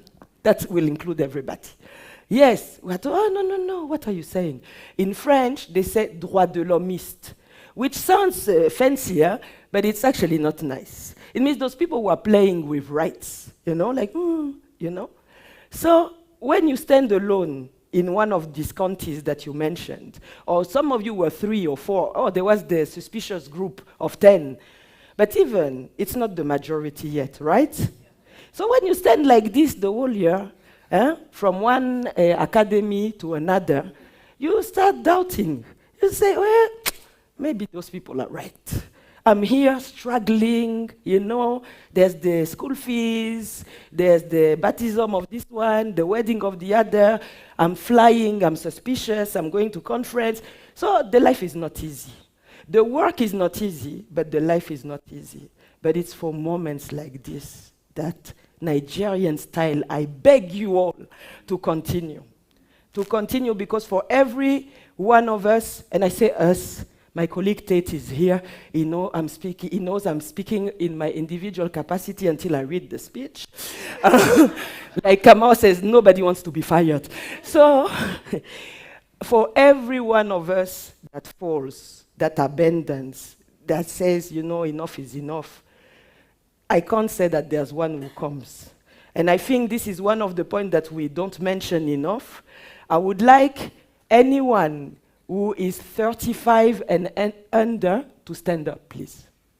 35 and under. You see? I hope the photographer is taking the picture. Huh? This is it. You see? So now, I'm taking back my next statement. I was about to say that we need to generationalize. I'm donating the word to the Shank. So, please sit down, sorry. Too many language, English, 4th language. So, for me, this is what it's about. And when I was getting those calls and getting tired myself, burn out a lot, I sat there and said, what can I do? I can't do frontline anymore because I don't feel like I believe in it still and I have the energy for it. Some of us are turning 45 in July. And I said, what is the big problem? The big problem is money. The big problem is money. And so, before you gave me a promotion, please take a picture. So my enemies can use it to fire me. I'm just a regular program officer at ULET. I'm not the head of programs. That position doesn't exist, and if it existed, I wouldn't want it.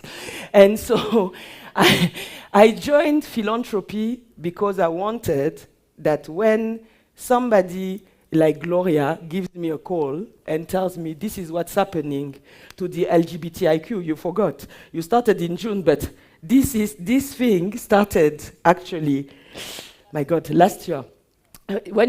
She gives me a call to say, this is what's happening, people don't know where to go, etc., etc. I'm not just saying, hey, my sister, this is bad, Polesana, ciao, ciao.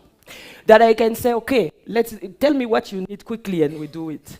So these are gifts for us. I'm sure I can speak on behalf of Jessica and other African feminists in philanthropy. This is our fuel. This is what helps us stand in certain spaces where, yes, people are of goodwill, but they are not yet enlightened, and they need to unlearn the power of oppression and privilege, and we are guiding them in a very nice way. So, after correcting my title, now let me do a little bit of my job. So, for this academy, I'm someone who is known, I'm going to sit here because there's like an echo. I'm someone who is known for challenging, and that's the diplomatic world, capacity building, knowledge building, whatever the big English word, especially for human rights defenders.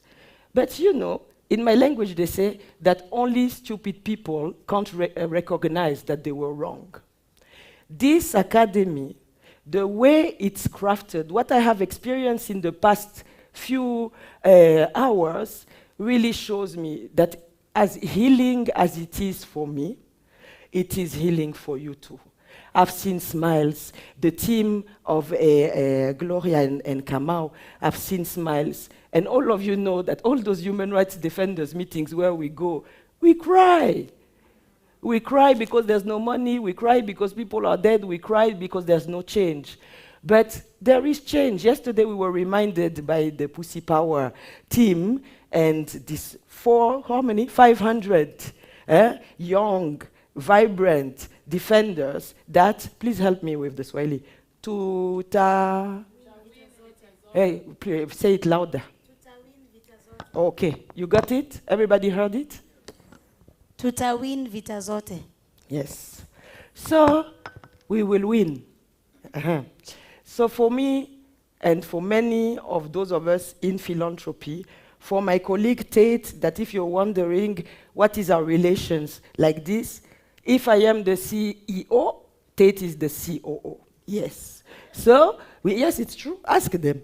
So for us, I'm very privileged to work with someone who has understood that this is a learning curve for all of us.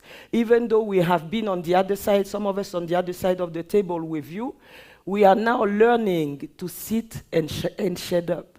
Gloria had to send some very efficient operatives to my hotel to convince me to speak. And I'm telling you, when you come to the 10th Human Rights Academy in 2025, I will not be here. Not because I don't like you, but because I don't want to give a chance to Defenders Coalition to put me on the stage. This stage is yours. It is an absolute privilege and joy to support the human rights defenders in every country, in Kenya, everywhere, and also those who protect them. Seeing this team, ask them, every time we interact, it's emergency. So we speak about the emergency, and then I say, excuse me, you're two. It's only you, Kamau and Gloria, my people. You know, I'm here to support you, but I'm worried. I'm worried about you. I'm worried about the people who love you. And to see that you're 28 and to see it with my eyes, because they keep Kenyan way saying, no, we are good. We are well. Everything is. The eyes are like this. The bullets are flying. People are in police, and you call them and say, "Oh, how are you? How is California?" Like, well, how is California? You're in a police office. No, Sava. So to see that you're surrounded, to see that all of you are well, is a definite gift. And to the people who worked on the speech with me, my apologies. I'm also from the real Republic. What is it again? What was it that must go? The borders also.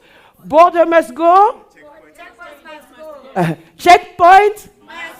Checkpoints. Viva Defenders Coalition. Asanteni sana. Next time I'll speak in Swahili.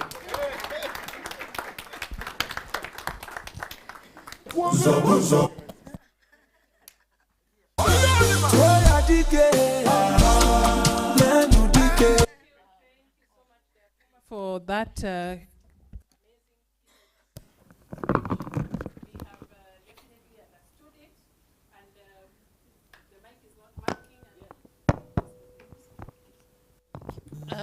thank you so much, Deakumba. Because of time, this is what I am requesting us to do. We have tea that we need to take. And at least for breaks, could I kindly request that we break for 20 minutes? It's 11:31. We'll be back here by 10 minutes to 12 o'clock because we have that session where we must launch a study that was done with regard to protests in Kenya, but mainly focusing on women. We will do that for around 40 minutes, and I promise you, if you come back in time, we will be done with this session by 1 o'clock, and then we can now officially start the Human Rights Defenders Academy. How does that sound? Very good. Sounds good? So the tea is served. We come back, what are the next steps? We launch the book. Yeah. So, colleagues, where is the tea being served? On this corridor, as we come in. Okay, when we come in, the tea is already set up outside here. Please grab a cup of coffee, tea, use the bathrooms. Please be seated back at 10 minutes to 12. Thank you.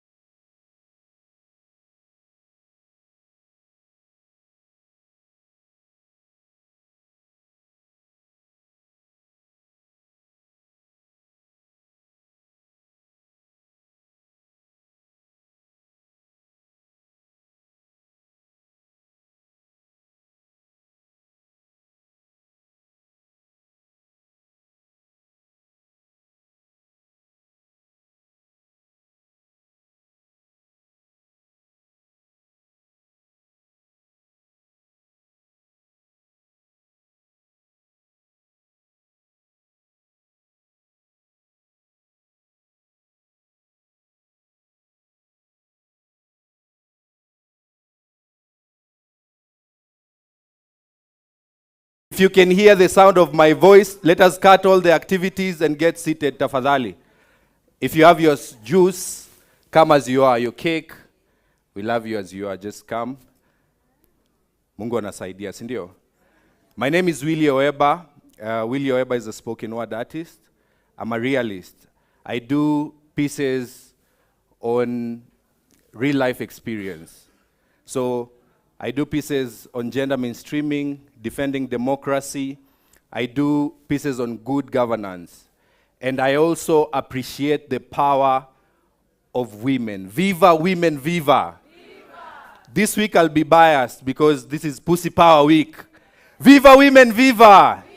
Viva, viva women, viva! Viva. So dear death, don't kill me yet. Because if you do, my mama will cry. And if she cries, now that will kill me. So I was once put a gun on my head. And you see, when a gun is put on your head, at that moment, your whole life flashes in front of your eyes. And if they don't kill you yet, then you live as a man who has nothing to lose. And from that moment, on the 21st of January 2017, I started doing pieces on social justice. So Willie Oeba is a Blaze winner 2017, upcoming Human Rights Defender of the Year by Defenders Coalition 2021. That is where you clap. East Africa Spoken Word Battle Champion 2018. Pulse Positive Influencer Award winner 2024. And Ford Global Fellow Class of 2024. Thank you. So I do pieces inside matatus, and that is how I do movement building. And flights. There's a particular one tulifanya kwa flight tukiwa na Gloria. Yeye ndio alikuwa cheerleader. Yeah. So life ni combination ya failure na success. Vitu most zilikosa meaning, squeeze mi ujiimpress, ndo ni smile ama na smile kujiimpress. Na dream haikuhitaji do kuinvest, kama ni capital nilihitaji at the beginning of the sentence, mama we made it. You had a dream, I was an engineer, now I can make a constructive sentence. Dream ilianzia Nax to Nai, side dream team mefika LD, main motive kuji-express. Akili sio syllable sana, usistress. Usidigress, kuwa mdiverse. Wape hata chorus wakidai verse, it's all about the standards wakidai class. You still call the shots, hawezi divert. They accuse you of greatness, did you know it a battery, you're guilty as charged, hamwezi die but.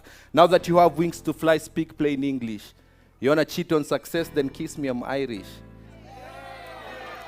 Nasema fly, ego fly. Hata makanjo mtaani wanajua no hawking. Hip hop kwa biti ya chakacha na wanadai Oeba you're still rocking. Tuna pop out design ya popcorn, hata Vatican inajua apart from John Paul someone else is popping. The president is setting a bad precedence. The first two letters stands for PR to the residents. Government ministry mekuwa retirement schemes na paupers taxes no dividends. We cannot afford to have a Pate Felipe on his wrist when he doesn't have our time. Na ni nani atatuokoa? Time violation of the constitution doesn't look like a crime. If you think this is deep, then the living standards in this country can get way too low. Hii ni solid truth, sihitaji kuflow. Because during reign ya hii regime, the youth wako one gunshot away from being a hashtag. Talk is cheap. Fortunately, citizens cannot buy that trash because wako $1 away from the poverty line na IBC ndo iko na price tag. Our moms wako one demolition away from kulala njaa to kulala nje. Makanga ako only one police stop away from lose another finje. The middle class ako one terminal disease away from poverty, and every level of governance is a step away from humility. There's nothing to smile about when I know I am one stray bullet away from being a statistic. Na degree ni makaratasi tu, hata mimi niko na mbili, but now to put food on my mama's table, I have to be sarcastic. Nasema Kenya, life ni short na siongelei kinyasa, na account ya mwananchi ni empty kama akili ya mwanasiasa. The president is talented in the art ya contempt of court. The law is very clear. His conscience is not. Juu pesa ya kisima waliiba, and that's the damn truth. Sudden death is viewed kama spoiled votes, that's the sad truth. Hakuna food, shelter, matter, clothing, that's the naked truth. Mayouth hawana fare kwenda job interview. Politician kenye namsumbua ni mafuta ya ndege. Well, that's the plain truth. Life ain't easy, that's the hard truth. It's not about sagging drugs, do ina create my wasted youth. Inchi mashef hawezi afford ile food wana cook. Domoptician wanalipo hawezi hata piga look. Kill sin to see God atamtoe tithe aje ticket ya heaven na inunului my mook. Itakuwaje cry za tajiri ni intellectual lakini cry za maskini kwa masikio ya justice ni kelele. Itakuwaje mna believe in me na nikicheza kimimi unashikwa na kiwewe. Itakuwaje unaninyima opportunity ya kupata kazi lakini kwa club unataka nipewe. Na effect ya nguvu ya sawa inafika mali nduri ya mnyonge iwezi fika. Ballot box na DSTV zinafika mali disha iwezi fika. Watoto wanalala njaa juu ulikunywa na pesa ya kula na vizuri unajua pombe iwezi lika. Wanasiasa wanadanganya. Si movie peke yake ni kutriki. Uchumi imekuwa mbaya. Hakuna kenye ina move. Hata wasusi ya wasongi. Uchumi imekuwa mbaya, watu wa piercing tu ndio wanatoboa. Uchumi imekuwa mbaya, mpaka ukifanya mabaya malipo si hapa hapa. Uchumi imekuwa mbaya mpaka ukisaidia rafiki yako pesa yako unapoteza rafiki yako na pesa yako. Well, Jesus alibetrayiwa na kiss. Nyinyi mko hapa mnajichocha juu mlipewa haki. Wajinga nyinyi. Sijuzi mliona small fish akibreak the law anakujiwa, but big fish akibreak the law Nurdin Haji. Asante.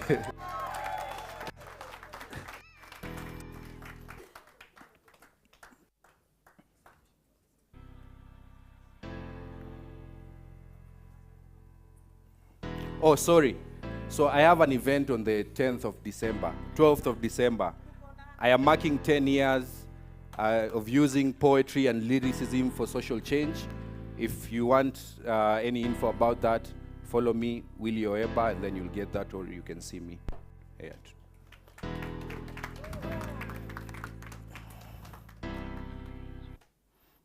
Viva Willie Oeba, viva! Viva Willie Oeba, viva! Viva Oeba has told us truths that we need to sit on and really reflect this week as Kenyans what is really happening. Without further ado, Kamau had already indicated that this particular session we are going to get feedback and also an idea of what is in the book that we are about to launch. In 2023, Defenders Coalition went on a journey to do a study on what does it mean for women human rights defenders and women activists, feminists, when they go for protests. What does that look like? And what are some of the challenges that they face as women when they protest? And how can we be of help? This particular study has recommendations. It has given us the journey on what protests looked like way before colonialism. But it also has given us strategies and ways that we can support women human rights defenders, activists, feminists moving forward with regard to protests. In Kenya, you will all agree with me that the time for us to protest for our rights is here. So we are also giving ourselves an opportunity to understand how can we do that better? Who are these people that we can work with to make sure that our protests are impactful? And what is this that we are not supposed to do? So without further ado, I want to welcome Professor Ferdinand Okwaro. You know me, I'm very, very honored. I get friends, a lot of good friends. Professor has been my very good friend. He has worked with me in this journey of academia. Sometimes I read. And by the way, I am a learned friend just as my sister Dayakumba. So apart from being in the streets, being arrested and going to police stations, we have also tried to make sure that we understand what are we agitating for. So Prof, thank you so much for all the guidance that you've given us. Please take it away. Thank you. Great. Thank you very much, Gloria, for that very generous introduction. And I'm made to understand that I'm the one standing in between you and your lunch and the lounge. So I'll try to be very, very brief because exactly what I'll be talking about is what is in the report. And what I'll be talking about is what you guys actually do without writing it. And in academia, we say if you don't write it, it didn't happen. It does not exist. So first of all, before I go on, let me just thank the Defenders Coalition for asking me to do this project with them. and also for supporting it both financially and technically, and also inviting me to speak about it. And also to thank you guys in advance for donating part of your time to listen to me. I was telling Gloria I'm a bit shy, I'm a bit, what's the word, shy, because the kinds of energy that I've had and seen this morning is really, really something. And I must hasten to add that these energies, I saw them when I visited some of you in the field, and I was really, really excited about the wonderful work that you guys are doing at the grassroots level. So mine, first of all, is to congratulate you and just give yourself a clap for the wonderful work that you do at the grassroots level. So what I do here is just to try and document it so that people out there can read and also know that in Kenya at a certain particular time there was this group of people who did not just do their work actively but also had it documented. And this is a right step in that the DC is taking, and I'm happy that they are documenting this. And somebody like Kamau, who's been, I keep challenging him, he's been at this for 30 years. Kamau, we need this written. You can't just disappear with it.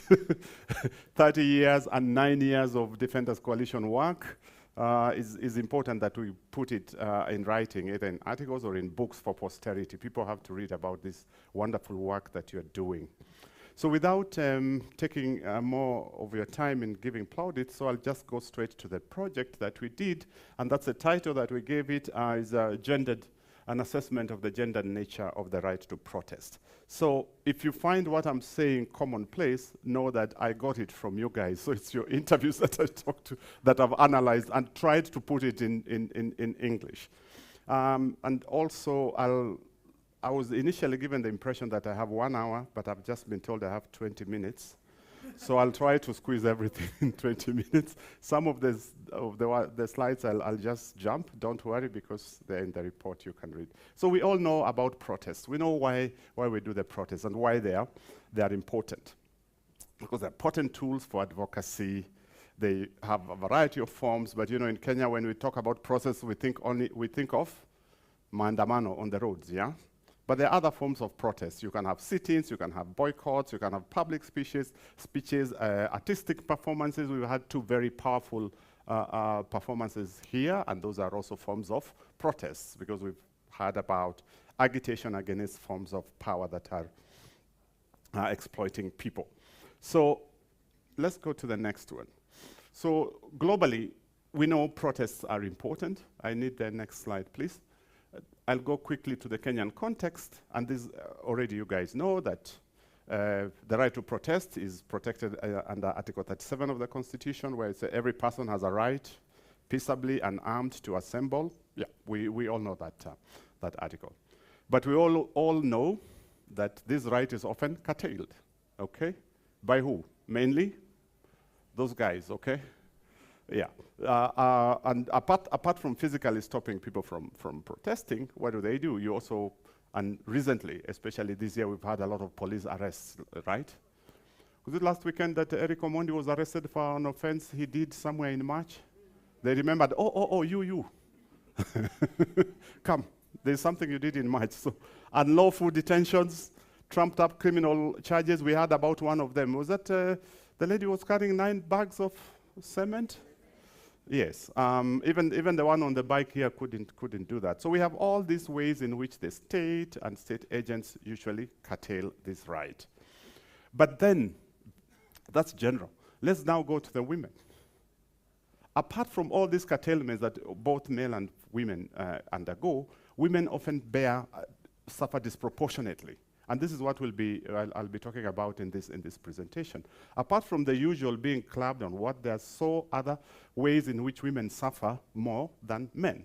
And that's why in the academia we talk about a feminist approach to assessment of the right to protest, because we say, much as everybody else suffers, we must now go to gender, minorities, and age, so that we can identify how women suffer more. And more. Another important thing that why we focus on women is because, and this is very important, societal biases against women. And it's not just about the right to protest, it's societal biases in everything. And this comes back to what we normally believed to be, that the place of a woman is private and reproduction in the home. For the man is public and production. So that dichotomy has always been maintained. When a man goes out and protests, huyo ni mwanaume, amesimama. When a woman goes out, kisirani, huyo ataolewa na nani anapiga kelele hapa. You know. So those biases against women permeate all sectors of society, and that's what we want to get over. Could we go to the next one? Next slide. So what was the objective of this study? Wacha nitoe tu kizungu mingi. What do women, we want to understand what women go through when they do protests. That's the main objective. And we spoke to women human rights defenders. Next slide, I'll just talk about the methodology. We used two methodologies. There's one we call in-depth interviews, one-on-one. You sit with a woman human rights defender, you ask her a few questions and she answers one-on-one. But also you do focus group discussions where we collect a group of people, male or female, usually between 6 and 13, and have a discussion with them, and then you analyze what you come up with. I'll jump that again. So we did in-depth interviews, 50 of them with women, and also focus group discussions, 10. And we did this research for this, and also we did a survey. A survey is just where you have a series many questions and you just yes, no, quick answers. For the survey, we used telephone interviews because we could not go everywhere, and we interviewed 279 women human rights defenders.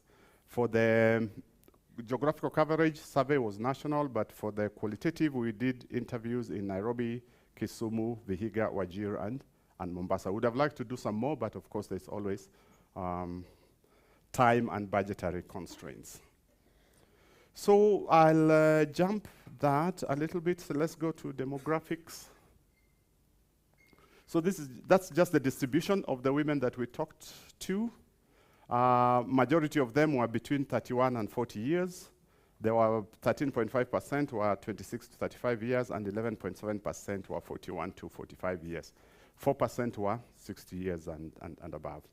In terms of marital status, about 40% were married, almost half of them were single, and then 7.3% were divorced, and widowed was 4.1%. Level of education, majority of them had post-secondary education, over 60% of them. Others at secondary school and also primary school. Very few of them had not attended school at all. Let's go to the next one. So we asked them if they've ever participated in protests in the last 2 years. And we had a huge percentage of them who had participated in peaceful protests in the last 2 years, which is very, very, very encouraging. It shows that the women have embraced their right to do what? To protest. But when we asked them about the last protest, so first of all, in the last 2 years, 80%. But the last protest, which we did this study last year, so in 2023, we had the so-called, what were the crises? The Sufuria protests, yeah? Yeah. So when they asked about that specific protest, only 41% participated in those Njaa protests.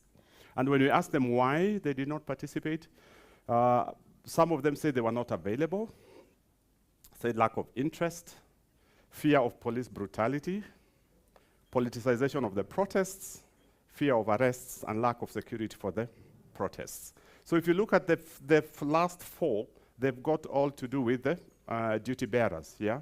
So there's quite some work to do there to ensure that as many women who want to participate in the protests actually do protest. Because you can see as many as 80% say they've participated in one protest or another. So that's an important figure. Next, we asked them now to tell us about their experiences during the protests. And we asked them, were your protests dispersed by police?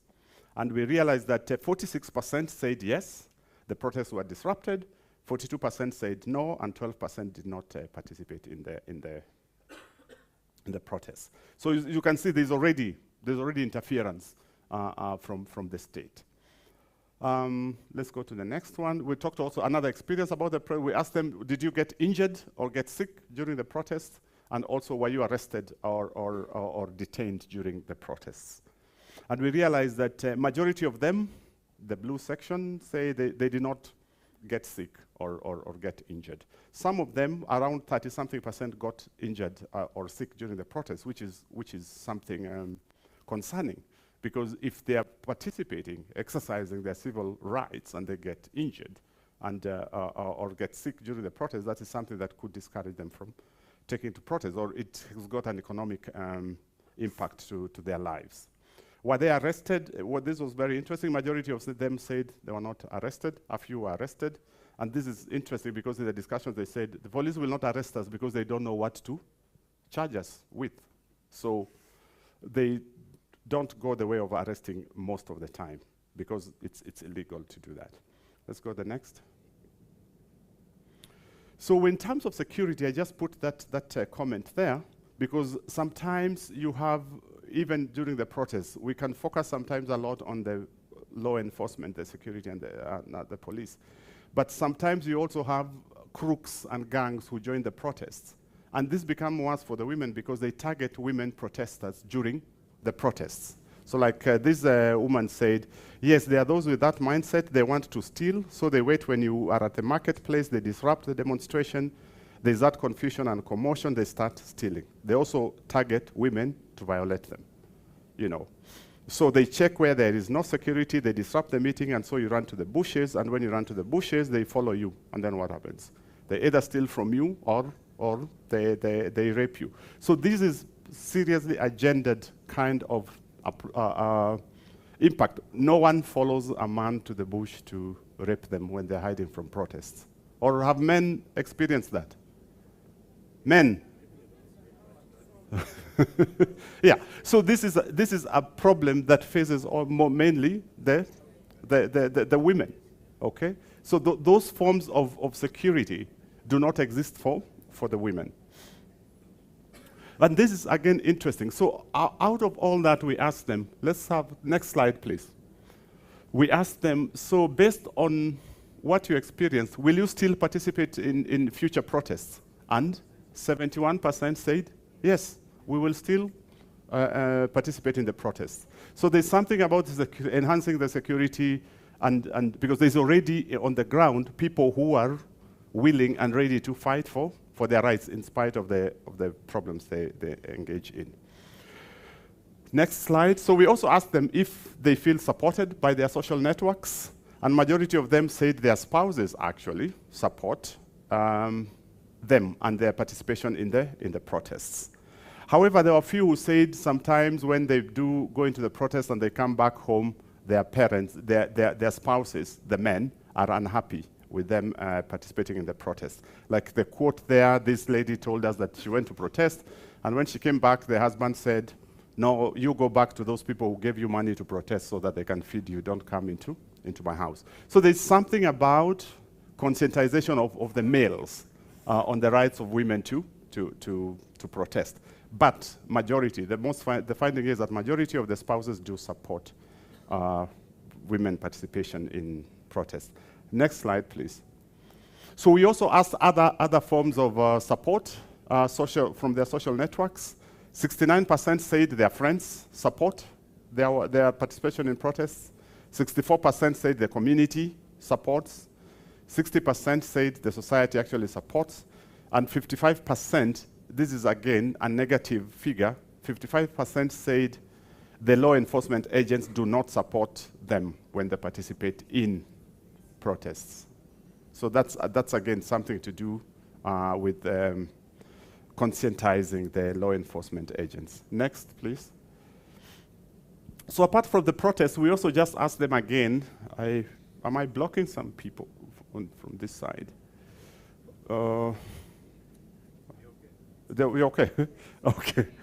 Yeah, so we just also asked them, what are the issues that you normally handle most of the times? And they listed them. So this is what we normally call multiple answers. So the percentages may not add to 100.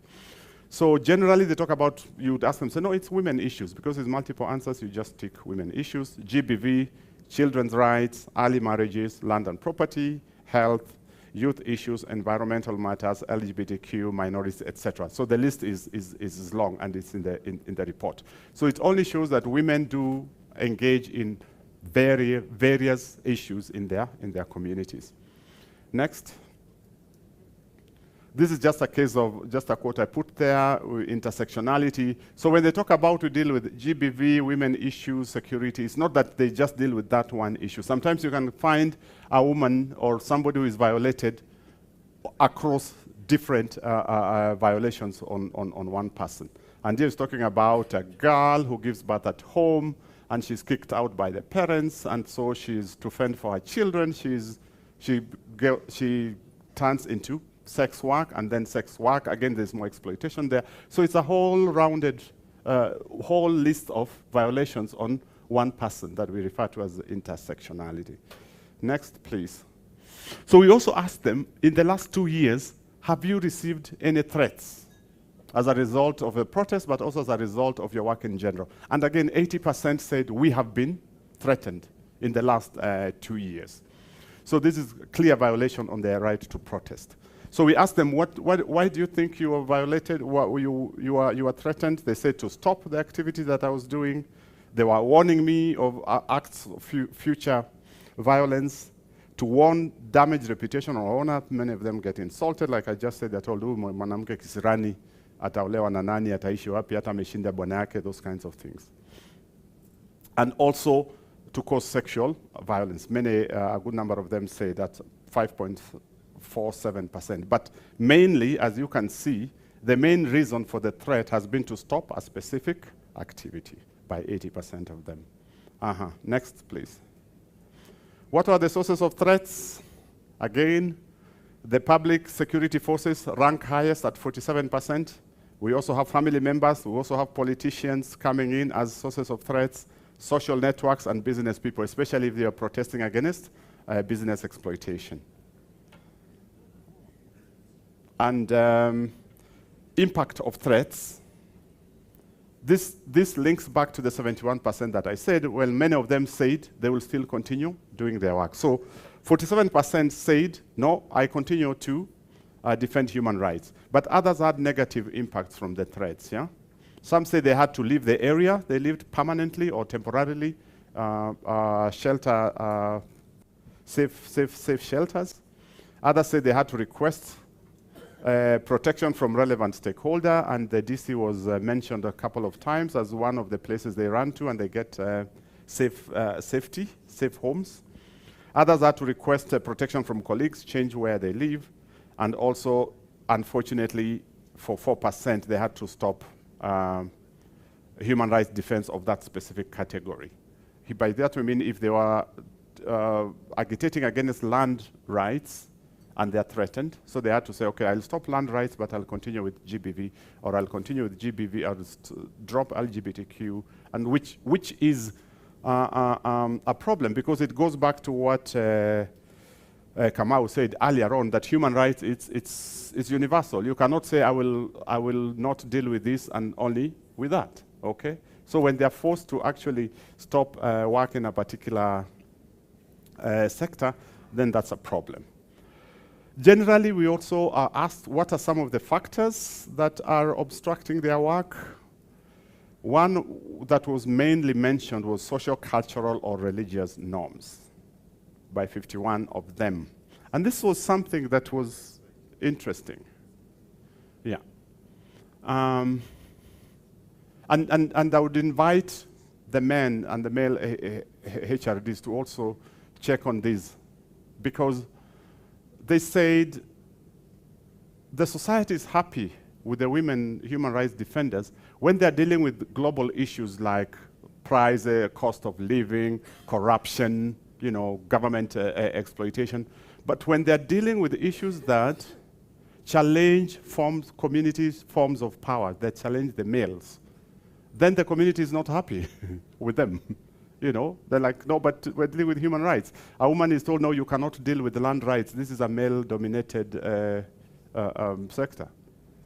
So they become, and if a woman is, if there is a case of GBV, A woman is told, no, you cannot deal with GBV because you're a woman. So the society is unhappy when a woman goes into GBV, female genital mutilation, early marriages. They're unhappy.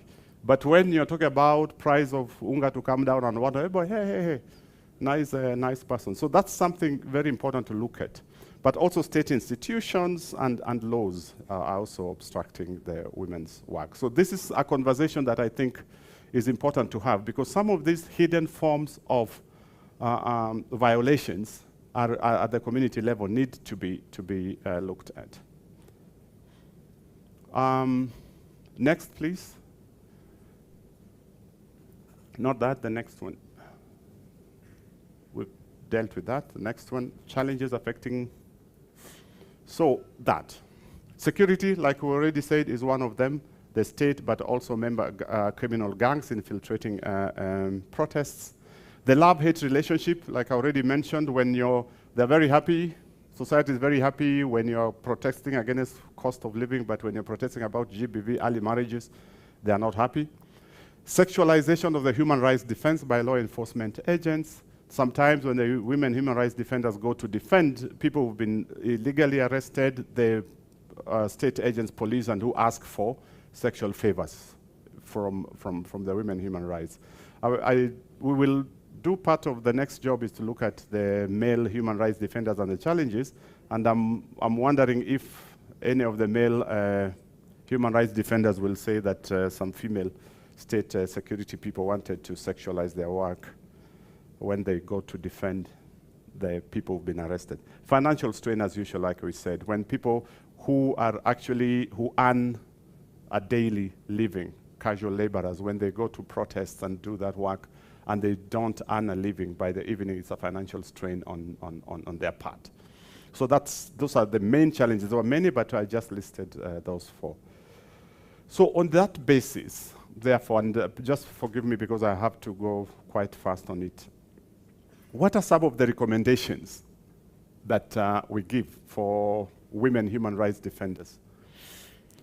First of all is, like we've recognized in this study, that women human rights defenders will be targeted based on social cultural values. That one is there. So the women human rights defenders have to be conscious that even when they are protecting, agitating for their rights and the rights of the community, they'll be targeted based on their sexuality. So you must demand recognition and protection from all duty bearers, that we are equal to male and we deserve the same protections and no violations. And also explore ways in which solidarity with their colleagues can improve their safety. And some of you are already doing that. Sometimes you say, like, when I'm going to the police station, I ensure that I go with my male counterpart, or I don't go alone, we go 2 or 3 of them. So those are forms of solidarity that should be encouraged. And as we said already, networking. If you're going to defend, to check with the law enforcement agents, or even when you're going to a home where a child is being violated or there's gender-based violence, don't go alone. Go with colleagues. And as we talked about social biases, so families, communities, and society in general need to be sensitized to overcome gender stereotypes that focus on women's sexuality or reputation in defining women's participation in protests. So this is something that society needs to be sensitized, so that anytime you are going to look at something, they don't say, huyu mwanamke mwenye hata kwake ameshindwa kukaa ndiye amekuja kwa mambo ya human rights, which happens a lot. So families and communities need to be sensitized. Civil society organizations should identify and recognize the specific gender needs of women human rights. And it's good that the DC and several other organizations are actually isolating women and saying they face special circumstances that need special attention. And then the state, the duty of providing safety and security lies with the state. And the state must work with women human rights defenders and other institutions and mechanisms to strengthen the legal, policy, administrative, and institutional frameworks to ensure effective protection of women during the protests. There are several more other recommendations that you can read from the report. Like I said, again, this study is not, like all academic studies, is not without any limitations. So for this study, we only spoke with the women human rights defenders. We need a complete view to it, so we will embark on discussing it with also the male human rights defenders so that we can have a complete gendered view. And also for the qualitative component, we only went to 5 counties. It would be time and resources permitting, we should be able to include a couple more counties so that we have a national, national view. I acknowledge the DC for the technical and financial contributions, Director Kamau, Gloria, Winnie, Ahmed, and Obino. I acknowledge all the women human rights defenders that we interviewed and their coordinators in the 5 counties, and also my project research assistants, coordinators, statisticians who supported this work throughout. I could not have done all this work by myself without this wonderful support. And thank you, all of you, for the feedback and also for participating in the research. Kwa hayo machache, thank you very much. I apologize for going very fast in the interest of time. It's open for questions, contributions, and reactions.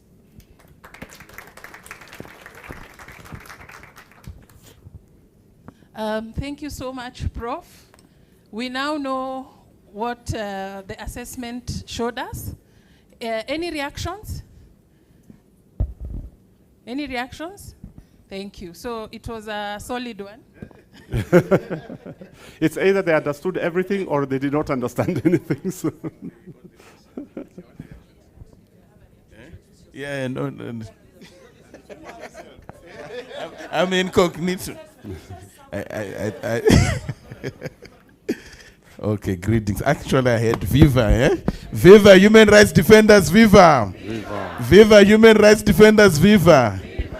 Okay, my name is Briggs Bomba. I am with Trust Africa. I'm a human rights defender from Zimbabwe. And Pan-Africanist. I actually thought as I was coming here that HRDs are an endangered species. But with the vibrance and the energy and the resistant spirit that I feel here is really reassuring. So congratulations, thanks to all of you for creating and holding the space. Quickly, because I know we don't have time. There's a slide that you put which was showing the sources of the threats. And at the top, you had public security services. And so you spoke of the military, the police, and state actors.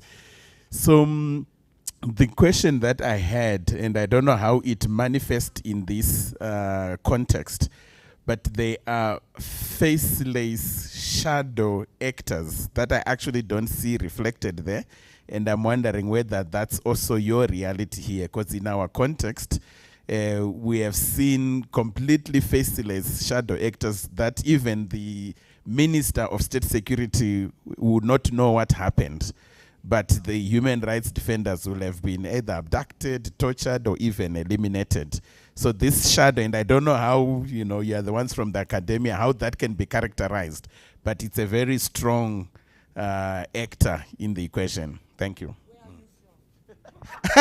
Africa. No, and I mentioned already. Yeah. Thank you.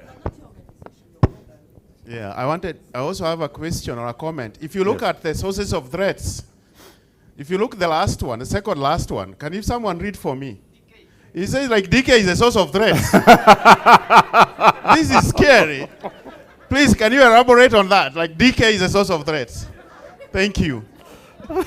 Hey, Buana. Could you? Who said that? Could you please just type "don't know" in full, so that on the slide, so that we can correct that one. I apologize. I apologize. What I could respond to is to your question. Those faceless sources of threats is what we, and interestingly, like I said, the DC is now doing quite a lot of research, and we are working with that together, is what they call hidden powers, invisible hidden powers. And they come in terms of, for example, one of them could be their business interests, could be, culture, could be religion, could be, those are faceless forms of threats to women human rights defenders or just human rights defenders in general. So that's what I would say. They would be captured under invisible powers, could be business interests, political interests, etc., that come clothed in different ways. You cannot pinpoint a specific individual. Yeah. But happy to have some more discussions with you and compare. Yeah. There's a hand there and there. Malombe, how are you? I'm good. How are you? I saw you 2 years ago. Great. Yeah, that place. Yeah. So mine is about the role of business sector. Yeah. Where they are not directly involved. Yeah. Of course, there's corporate impunity, which threatens women human rights defenders. But I think we have seen a situation whereby now actors are also facilitating the role of the state. Yeah. Like now, what you have seen about Safaricom. So how would we classify that kind of where corporate and the state are working on something there in between? Yeah. Yeah. Yeah. So I would say business interest is one subset of those faceless individuals that our colleague was talking about. Would put it under invisible forms of threats to women human rights defenders. And then we can put a business interest, and they can be local, even global. For example, the Gen Z protests was against the high cost of living, against taxation, and taxation that was said to be engineered by the IMF and the World Bank. So that these are the invisible forms of threats, or invisible forms of exploitation that bring, like if the Gen Z were trying to protest against World Bank and IMF, where would they go? And the World Bank would say, no, it's your government that is doing it. It's not us. So these are those faceless forms of threats that need to be identified, and the correct mechanisms used to agitate or to fight against them. Yeah. And there's the whole concept of power analysis that also the DC has worked with. And it says you identify the different forms of power, and you identify the different strategies that you can use against those different forms of power. Visible, invisible, and hidden. Yeah. Thanks for very wonderful question. At the back.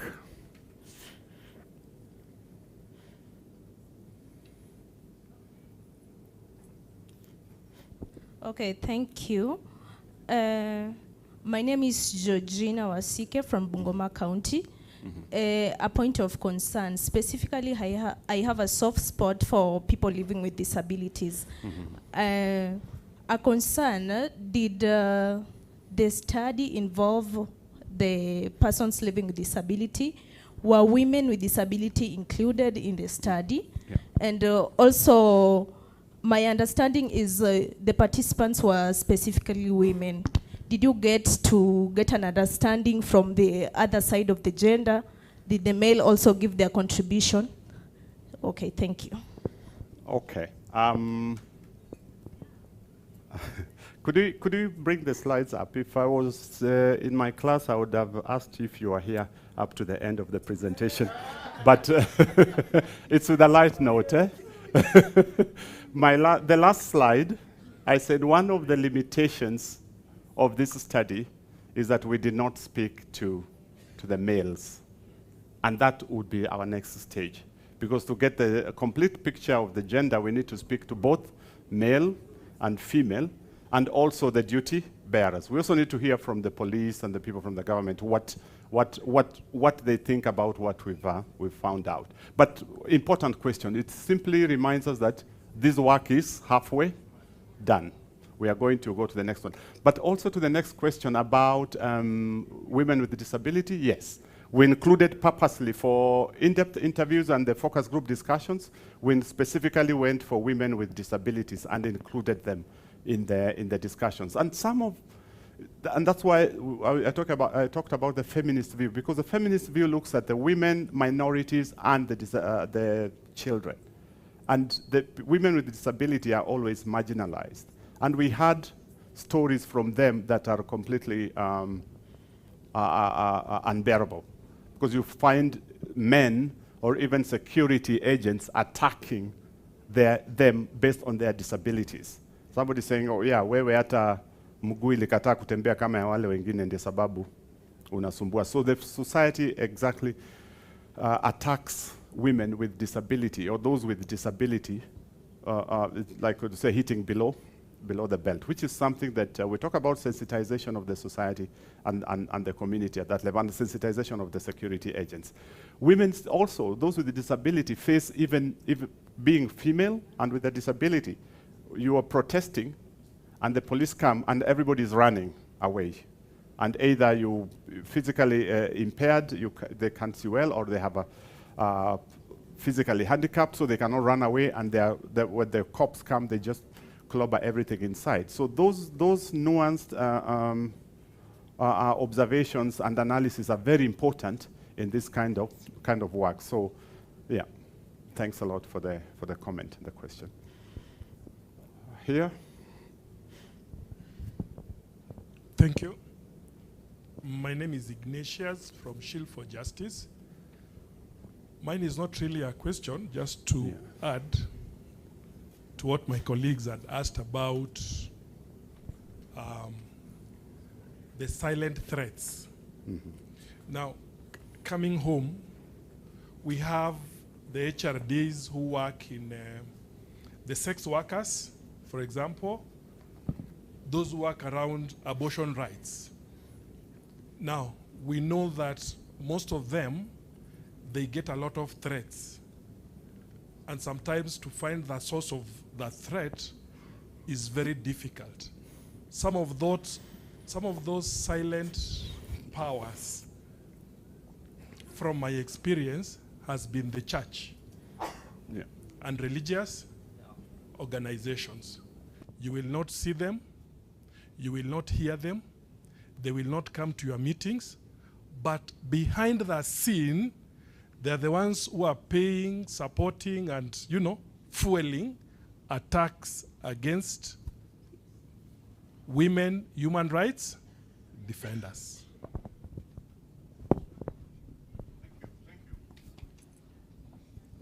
Thank you for that observation.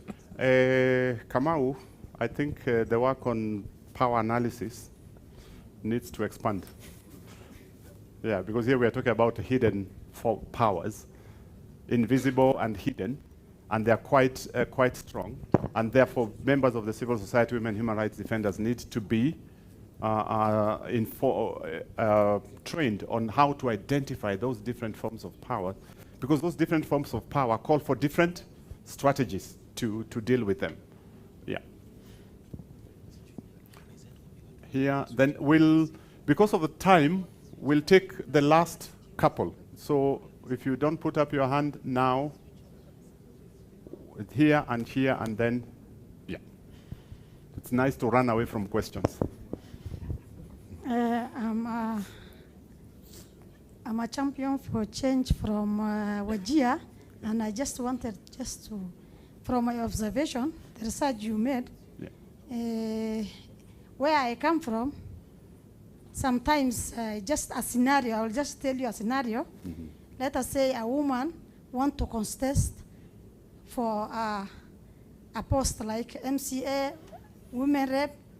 So the challenges we normally encounter is women are enemies of themselves.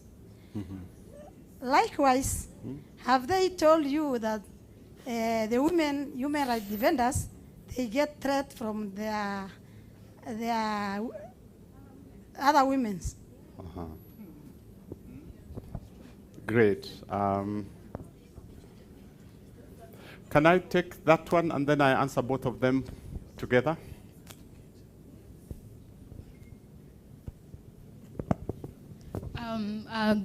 Good afternoon. My name is Patricia from Katiba Institute.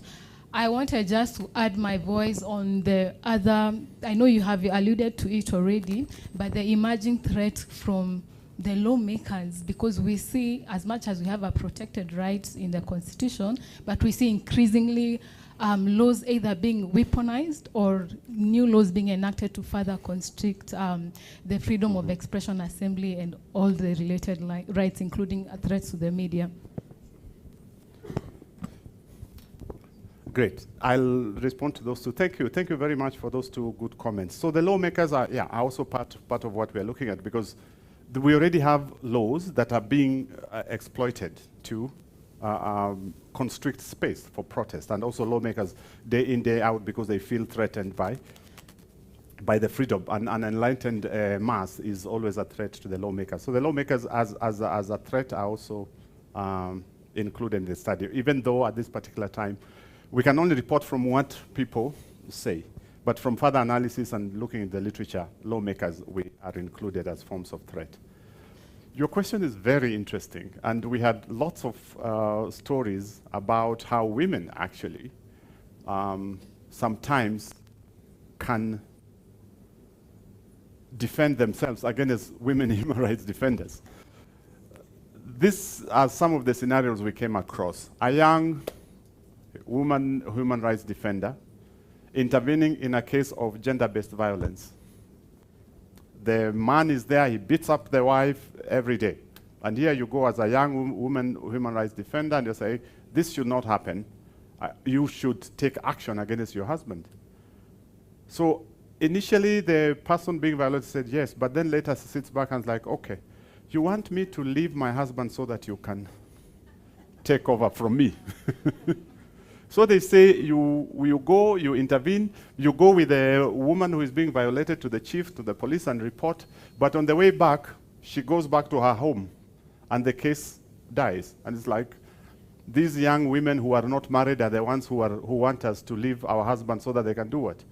So that they can take care, they can overturn the government. So sometimes women human rights defenders get into trouble with the people they are trying to assist.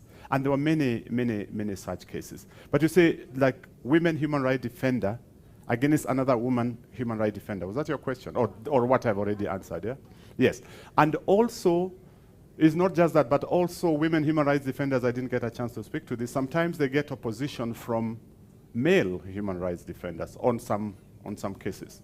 And that's why it's important we speak to the males. Like they said, sometimes male human rights defenders don't take some cases seriously. Cases like early marriages, cases of GBV, that male human rights defenders are more prone to say, simuongee tu hii maneno, iishe ni ya nyumbani. You know?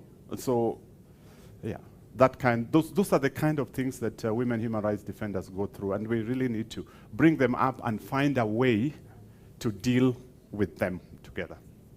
Yeah. Thank you very much for your attention and your wonderful contributions. We will include them in another version of the report so that we complete this one. Thanks a lot.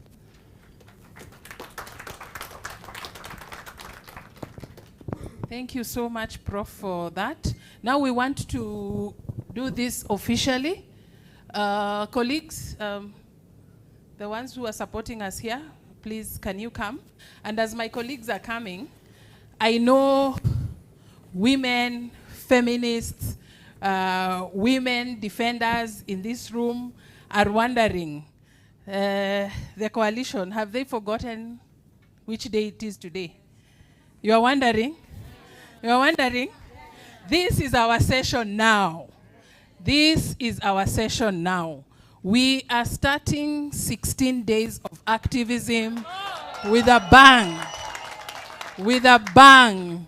And our bang is we are first launching the report, and then after we launch the report, we will now have daily activities that are gearing towards our 16 days of activism, which you will be all part of for the time that you're here. And we hope even when you go back, you will still support us, especially on social media. So this is what I want to do now. It has not been an easy time, especially being a woman, number one, in the space that I occupy, but also number two, with the challenges that women human rights defenders go through. I want to be a little bit selfish and do this because I know it is at the heart of every defenders coalition partner who is seated here. But also, I have sisters in this room who have held my hand through the turmoil, and I would want them to support in launching this book. So this is what we are going to do. You will allow me to call very specific names. They will come here and support us in launching the book. After that, I will call on stage each and every woman, feminist, seated in this room to join us. Sawa sawa? My DJ people, this is where I need your skills. And I will start by my sister, Linda Ochiel. Linda did not get an opportunity to take this microphone, but we will give her the microphone at some point. I also want to call on stage my sister, Esther Dinda. I want to call on stage my sister, Dayakumba. I want to call on stage my sister, Jessica. I want to call on stage my sister, Nora Mbagathi. I want to call on stage my sister, who am I forgetting? I want to call on stage my sister, Agatha. Agatha, there's no way I can forget you. Please, if you can come, I will really appreciate. Colleagues, if you can give each and everybody of us a copy of the book, I will really appreciate it. If you can please give us each a book. Thank you.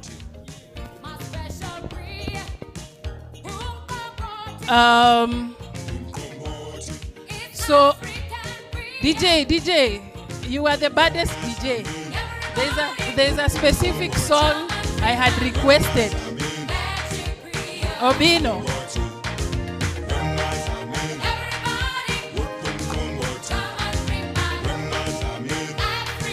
Okay. Willis.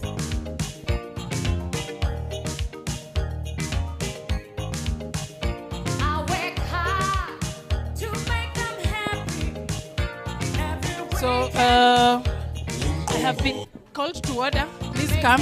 The space is, please come. Sisters, please come.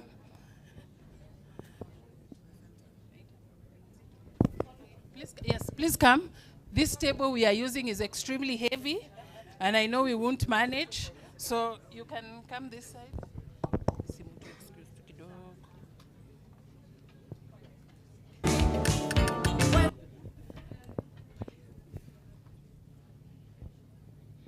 DJ, did you get my song?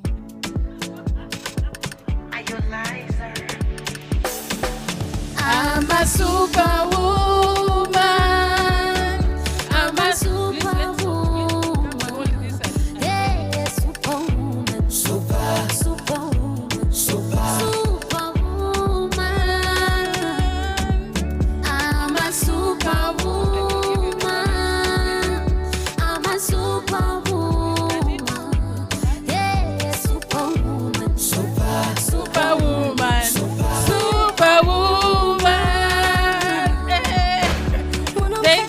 So much. Today we are celebrating. Hi everyone. Okay, that's great. I'm extremely excited to be standing before you here today to celebrate with human rights defenders and social justice leaders across the beautiful country that we call Kenya. And it's been a journey, but here we are today.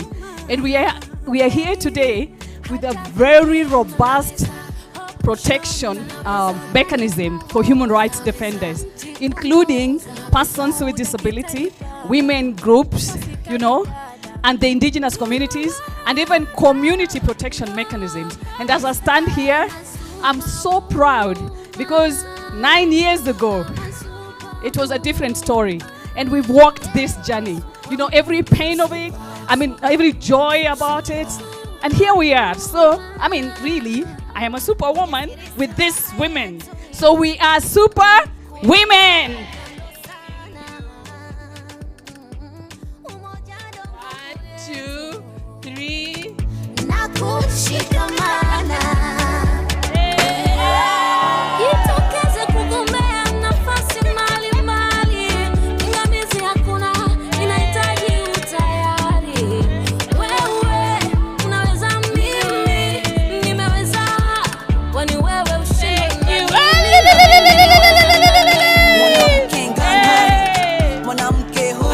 officially launched the gendered nature of the right to protest in Kenya.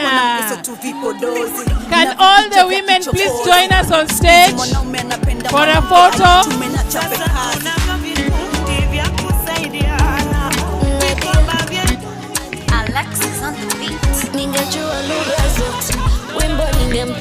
All the women please come.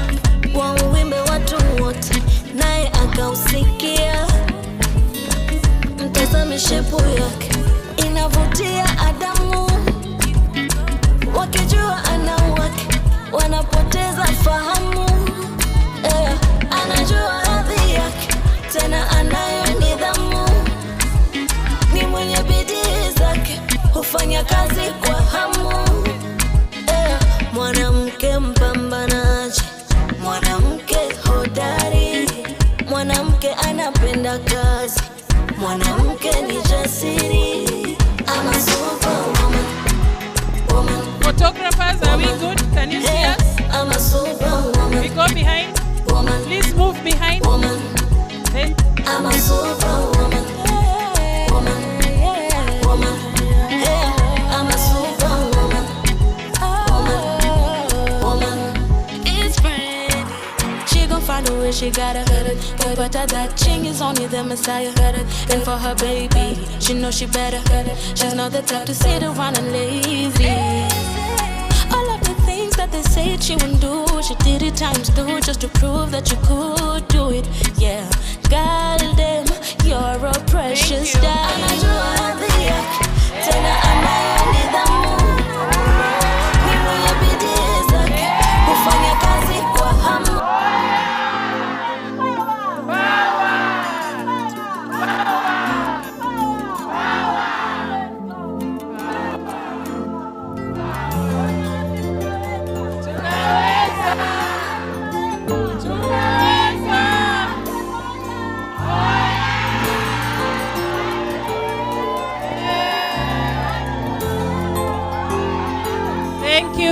Thank you. Please let's have our seats. Thank you. And we have officially launched 16 days of activism. I never thought my journey would be painless, but I found that life is harder than it seems. See, I believe that I had found a family. I believe that it would be forever. It seemed as though I found my perfect fit. Please let's settle down.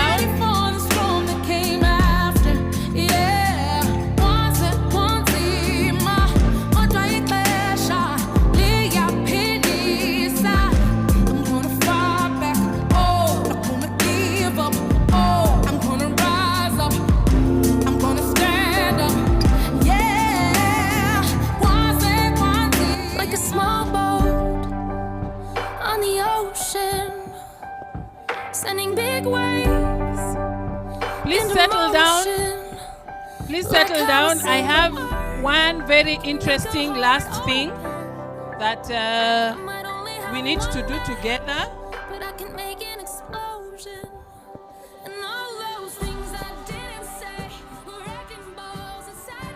There's one last thing that we need to do together. I have been advised that we took enough tea the last 1 hour, so I can steal 15 minutes for this very important discussion that we had actually planned to do.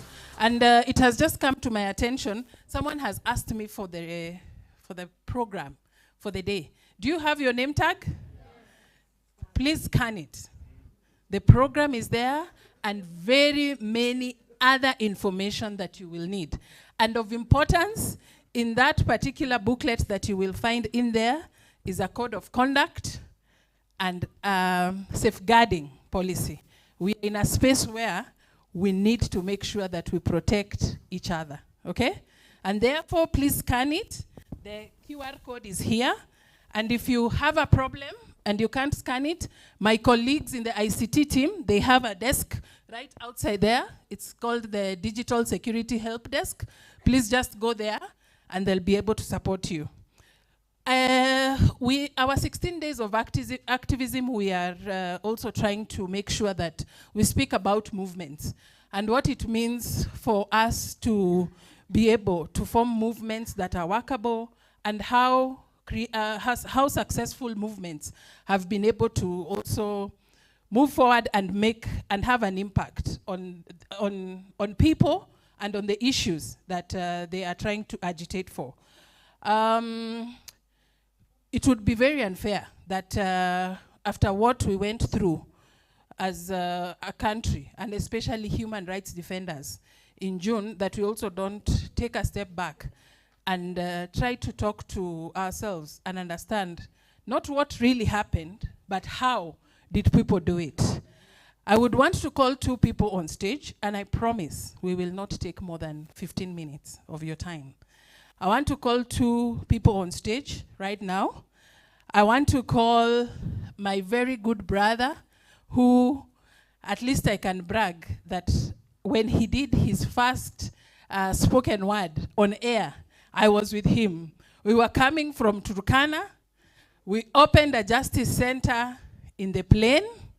We caused a lot of havoc, but at the end of the day, when we left the flight, we had converted enough people to be human rights defenders. The most unfortunate bit is that we had to close the justice center that was in the air, but we have continued with the gospel.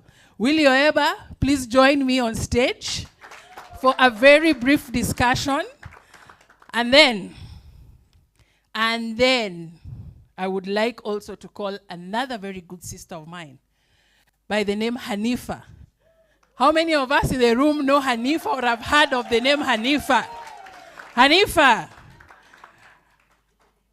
I met Hanifa.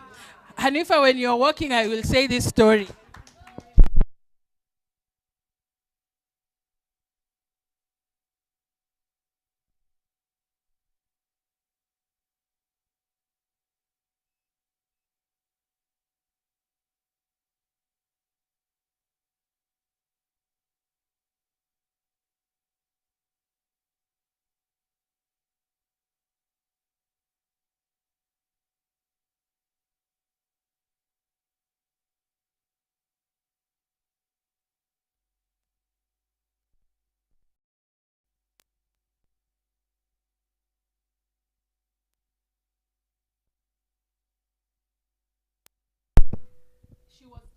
She was mad because of all the killings that happened in the country, and the information that was in the media was that people had not died. So what was she going to do in City Mortuary?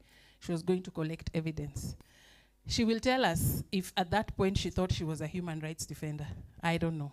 But what I would want us to have a discussion together with Hanifa and Oeba is for them to just share with us. Hanifa, you will correct me if you are a movement builder. I will leave that to you. But the reason why I have asked you to come on stage is one, during the Gen Z protests, how did you mobilize resources? You mobilized a lot of resources that went to support Kenyans who were experiencing a lot of violations. We would just like to hear from you how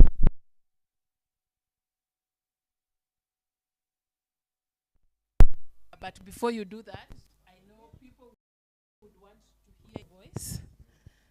People who would want to hear your voice, to know who Hanifa is, and how Hanifa got herself in this space. Thank you. Hello, guys. Good afternoon. Can you hear me well? Yes. My name is Hanifa. I'd introduce myself as a very loud, noisy, nosy woman. And I think me being loud started a long time ago, long before the protest, 2 years ago. Well, that was on social media. But before that, I used to lobby for things on ground. I used to be angry on ground and things were not moving. So I took a chance and I went to rant on social media. So I caught the governor by his neck and I told him, you have to fix this. There was a Rossi 1 year, a school and a hospital, and it's been in existence for years. over 35 years. So it was unfair. So it wasn't working on ground. So I started my first activism on Twitter 2 years ago, and it worked well. He fixed that place, and it looks spectacular. So from there, I was like, okay, so I know how to deal with these people. I know how to make things work. So I've been very consistent on social media, and we've achieved a lot of things. A lot, and I mean, and let me just mention the recent progress I'm so proud of, and everyone that helped in this. We managed to get a pedophile. He was arrested and then charged with life imprisonment for having defiled a 10-year-old back in Mandera. I'm so, out of everything, I'm so proud of that, and we managed to achieve it on social media. So yes, and about mobilization. No, we are out of time, so I'm trying to take your time, Hanifa. Yes, thank you. I wanted to mention something before I begin an introduction about the session on women in protest. I get that a lot. I'm a Muslim woman that wears trousers and goes to the streets to fight the police. So I get that a lot. You know, who will marry you? Who is going to marry you, Hanifa?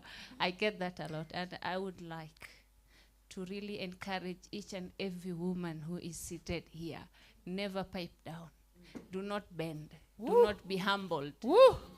That is something I told someone online yesterday. I get a lot of online trolling and bullying because it's misogyny. The misogyny, for me, it comes in 3 levels. As a woman from the minority, and as a Muslim. So there's no way I can be humble with all that pressure on me. And if I was humbled, we wouldn't be here, honestly. I would not been. I started fighting with the area chief, the MCA. Actually, Nairobi MCAs, Nairobi MCAs hate me. They hate me. Because why am I telling you to do your job? And you are trying to they try to get money from me. They think I'm from, a certain big organization, you're giving out money. So I started fighting the chief area MCA. That was long before social media. I went to the governors and governors from different counties. I have a lot of enemies, so I wouldn't know how, who would get to me. So until we reached the national level. The things we saw in the protests are just, they're magnified, just a magnification of what has been happening before the protests, the police brutality, to be specific. So I'm glad at some point we got to know how this country is ailing. And I'm so glad of the political awakening that is currently going on in this country. So we achieved a lot. It was not in vain, and it will never be in vain for all the comrades we lost and everything we have fought for and everything we are still fighting for. So to my women, please do not be humbled. Stand on your ground. You will get what you deserve because you are powerful women who care about this country, and each you have the humanity in you. Anyone would be lucky to have you. So do not bend, do not be humbled. That is one thing I wanted to say in the other session. And yes, me wearing trousers, and I cannot run from the police wearing this dress. So I have to be prepared. That is me being prepared, not me trying to dismiss my religion. My religion will not encourage me to be, to get the police to arrest me because I couldn't run, I'm in a dress. So it's not a defiance from my religion. I love my religion. And if anything, what I've been doing and everything I stick up for really stems from my religion. So yes, I wanted to encourage my women. So I'll go to social media activism, back to social media activism. So the first fundraising I did was during the floods. I went to Mathare as a journalist. By the way, I'm a journalist. I know the activism part took over and looks like I'm just running around the country, but I'm a print journalist. I went to do a story in Mathare when the floods first wreaked havoc in the country. So I was in Mathare and it was devastating. It was so devastating, especially I was standing on the house of Bena. I was so emotional when I saw her. I was nominated in the same. I saw the nomination and also saw the Bena's picture in mine. I was so emotional. Bena was such a wonderful woman. So it was so heartbreaking for me and emotional when I was standing where her house was and where her grandkids were also buried.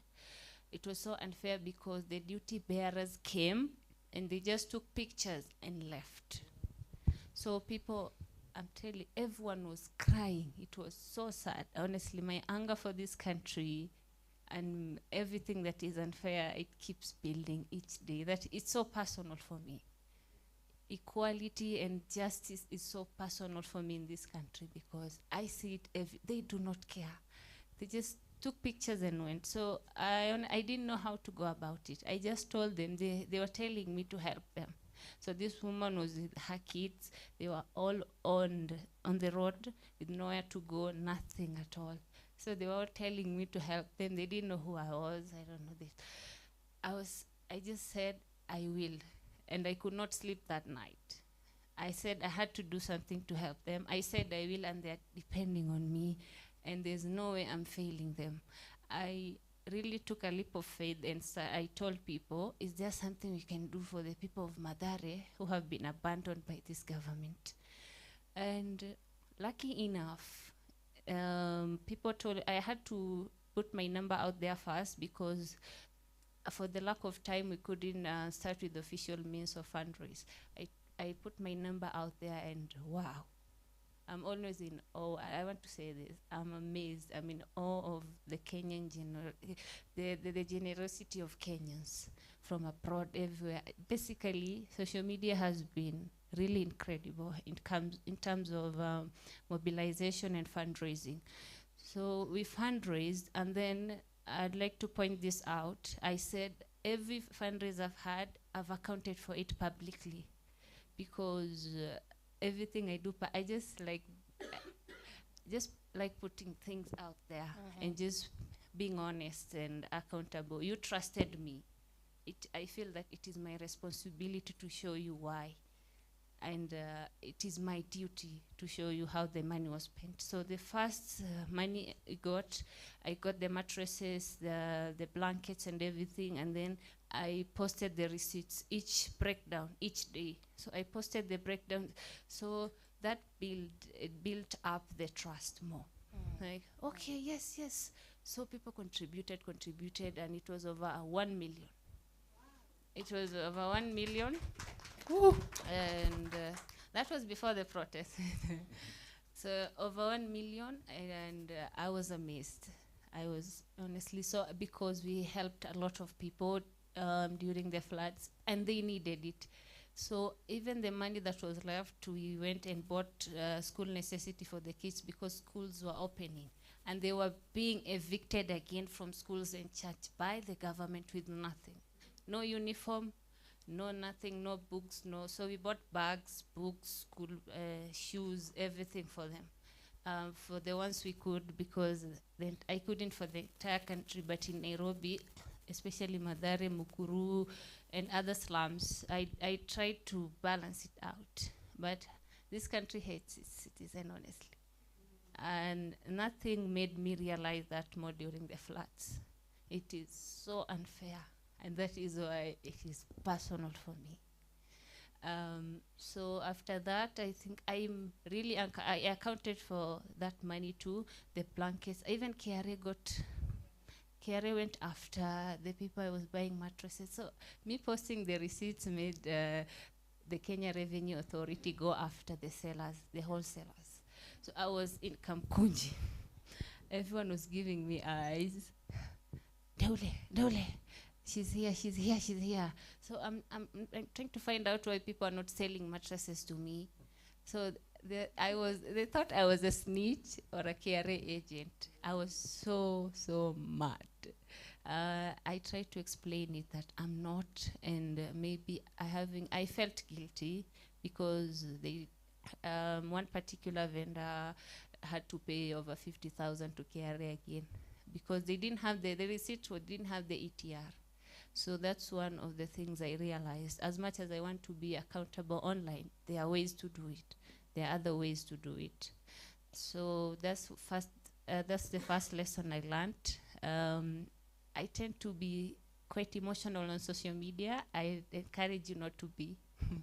Take it from me. Do not really respond with emotions on social media. People will bank on that. People will try to, they will. It Thank looks you. easy, but it's not. Thank you, Hanifa. You have actually taken us through what I was hoping we could have a discussion on. When we talk about movement buildings and its resourcing, there have been concerns on how accountability is done, and I am glad that you have been able to do that. And for us, participants who are in the room, if you have had a chance and opportunity to look at your program, we have been very deliberate, even in the academy that we have said we will go through. One of it is actually financial literacy and tax laws of this country.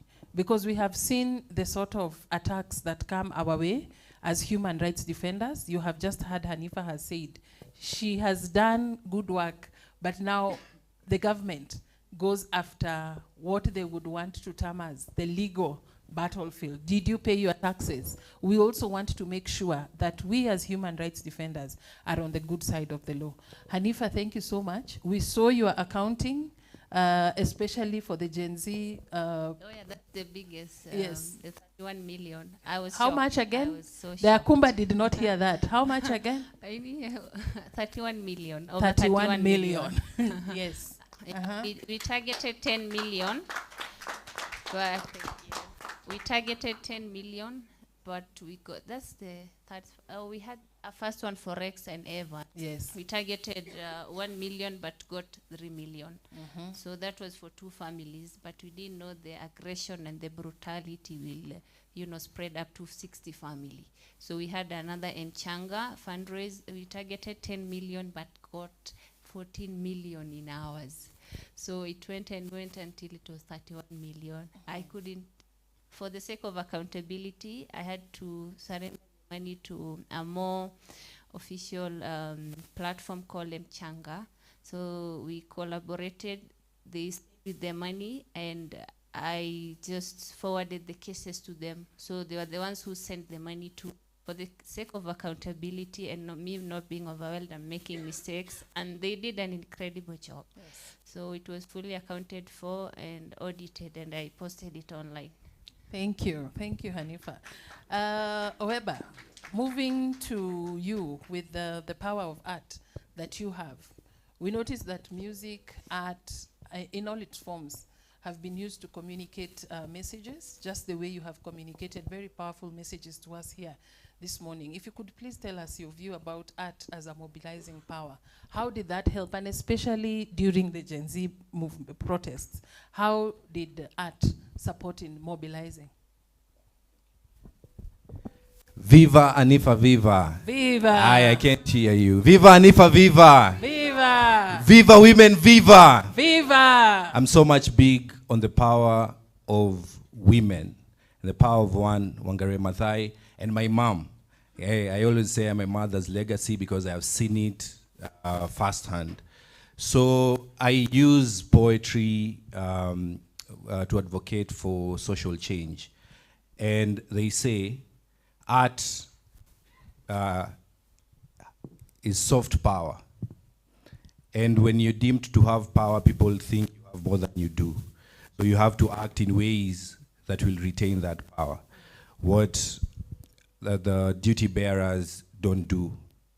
And we have used art to mobilize, but I have to respect that even the Gen Z protest did not start with us. We are literally standing on the shoulders of giants. There are people who came before us, Kina Eriko Naina, Kina Giuliani, and the idea, I always say the idea is not to change the world, but to spark the mind that will change the world, because true leadership is in delegation. Ooh. So we do what we have to do, and then the next generation will do what they have to do. So my intention of doing art. I've been doing this for the past 10 years, and it has not been easy. First, doing art for social change and social justice is not lucrative. And you start first year, second year, sometimes you're too hot for the government, sometimes you're too hot for the private sector, sometimes you're too hot for the civil society. Lakini Mungu anasaidia. We keep on. But I believe at every time you have to stand on business behind the cause, because people don't support individuals, people rally behind the cause. Yeah. And if the cost is just, conquer we must. If the cost is just, conquer with mass. Yeah, so the idea is to raise a generation of activists who will use art for social change, and also with spoken word poetry to change how people view the art of words, and look at this venture as one that can be lucrative, and you can use it to champion for social change. And that is why, apart from staging shows in very fancy theaters like Kenya National Theatre, we also apply the unconventional ways of preaching inside matatus. And that is why we started it. Right now we are on day 316. We started on 1st January 2024. And the idea is to expand the civic space. The idea is from today till the 25th, we'll be speaking on ending femicide. Wow. Yeah. Good job, good job. Thank you. Art, Thank you. art has really powers to move different issues that people want to talk about. As we close, as we wrap up, I would want both of you to just share with us. I know the extent that both of you were involved in the Gen Z protest. I know the extent to which you, of course, came out and said things that needed to be said. What risks did you face, and how did you survive through the turmoil? In just 2 minutes, what are some of the risks? Yes, of course. The risks, and how did you manage to survive? Because I know for you, Hanifa, as you have taken us through, you do a lot of advocacy online. Yeah. And that has been a killer for most of activists who have been working on social media. So what were some of the risks, and how did you survive that? Oh, wow, that's a very deep topic. It's long, but I'll just summarize it. Honestly, I'll just be really honest. It is hard. It is so hard, especially when they sent the government bloggers after me for 3 months. First things first, they got me pregnant. Secondly, I bought 2 cars from the Mchanga money. So the propaganda, and then my family would call me and ask, "What do you mean you're pregnant?" So they ask, "Are you pregnant?" So, you know, the older generation wouldn't know if this is a propaganda or not. I honestly didn't mind the government propaganda because other people would defend me. So I had a lot to deal with the hospitals. I experienced the trails of police brutality in hospital, mortuaries, and funerals. So again, this is so personal for me. I get calls up to now from the families asking me, where is our case headed? What happened to it? No justice whatsoever. It is hard. The emotional and psychological aspect of it is so deep. I would not dive into it. I'll start crying. Yes, so I would... How have you survived? I would like to tell you again, just ignore the naysayers, honestly. Just don't be emotional when you're reacting to... I'm speaking for myself. So just be consistent in what you... If you have something and you want to harness to social media with it, social media is a great tool, a powerful tool, especially for advocacy, whatever it is, education, climate change, everything. When you want to fundraise or raise attention to something, consistency, and just be consistent and ignore the noise. Someone told me, as long as there's no darkness inside you, the darkness outside will never get to you. So just, I know, that really kept me going. I'd say I'd survive by the emotional support I got from the people online. I will not. They even sent me a lot of money, which I have used very responsibly. And I'd just say, just be who you are, never change. Don't let the internet try to bend you over and try to put you in a box. Just stick by what you believe in. That is what I can tell you in a less protocol manner. Just stick by your beliefs. Just be consistent. That is all. Like, if you want to achieve something online, just be consistent. Whether it's fundraising, whether it's raising awareness, advocacy, please just be consistent. I didn't start by having like 270K followers. I had 5K followers just the other day. It's just consistency. And if what you are doing and what you're involved in is genuine, it will get the exposure and everything that it deserves. That's all. Thank you. Thank you. We have been encouraged to be consistent in our battles. Because we said consistency is the only thing failure cannot keep up with. Thank you. Yeah. Consistency is the only thing failure can't keep up with. Yes. So I said, a gun was one put on my head in 2017. Oh. That was my mom's birthday. And there's a line I wrote. I said, "Dear death, don't kill me yet, because if you do, my mama will cry. And if she cries, now that will kill me." So when a gun was put on my head, she almost cried. So I'm partially dead in the inside. Don't overthink. So it's like I'm living my second life. And every time I get the challenges, then I remember why I started. And if we stop writing, if I stop holding the mic, then what happens to people who cannot hold the pen? So that keeps me going, regardless. We've gotten in so much trouble for being open. Even Juicy, yes, day before yesterday, yeah, NIS agent, I know. But you have to remember why you started and rally behind the cause at all time, yeah. Rallying behind the cause. Thank you so much. That was the short conversation that I wanted us to have, because I know everybody in this room noticed that Hanifa is here. Seeing her good work, it was important for her for us to hear what it means on movement building, and also OEBA with regards to art. How can we build a movement around it? Thank you so much. Did I mention about my gig? I'll repeat. Repetition is paramount. Consistency. So I'm marking 10 years on the 12th of December at the Kenya National Theatre. Please be there. It will be amazing, legendary. Don't miss out. Keep it locked, Kawaden. Thank you. And my able DJs, we are the Gen Zs. So you had better give us Anguka Nayo, otherwise we will Anguka with you. Let us show them the moves.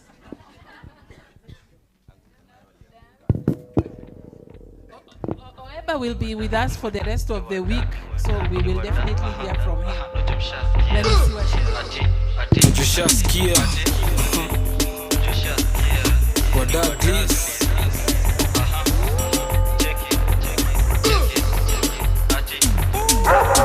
Shaskia kikingia ni kublast huko ngabado na chuklo wa madam, so anguka nao itabaki meflow na vibe. Anguka nao koko single for now. Mdagris mteja patikani hadi late night saa 6 ndo taniwai. Nikupin location na nikofana na hii sukate call niko chomba ya G. Mimi najua utakuwa irizo riris. Acha nikushow kwanza form ya Thank you. That is the Gen Z movement. OEBA and Hanifa, we are grateful. Continue standing on the line for us, and we are here having your back for speaking for us. Now, it is time for us to go for lunch. However, Ahmed,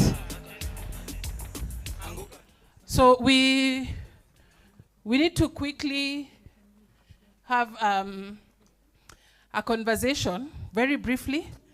This is the logistical part. Now, we are starting the week officially. So you had one of my colleagues said that he does M&D for us. We said we are going to give him 2 minutes, but they have requested me to ask a few questions. They would want you to get your phones out right now. Please get your phones.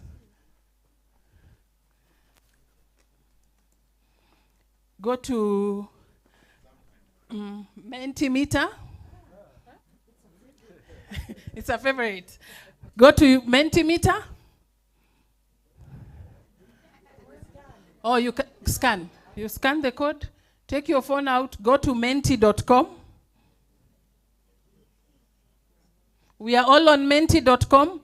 We are the technology organization. We really use technology to do our work. So please join us.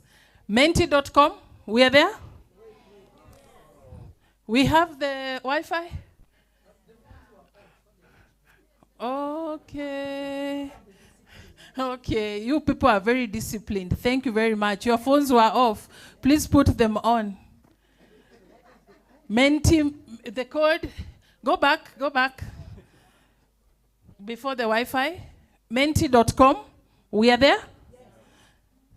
So you enter this code, 52169404. We have entered?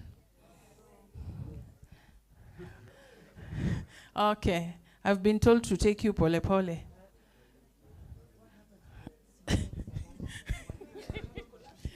Okay, are we there? Are we there? Colleagues, put the first question up. It's already up?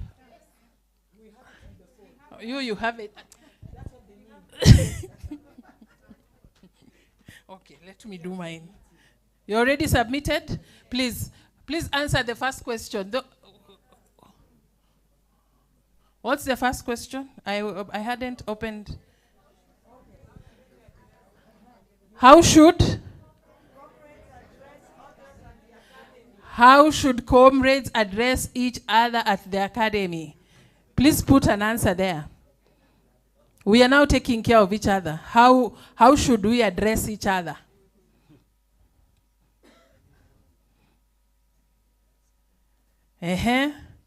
Do I move to question number 2?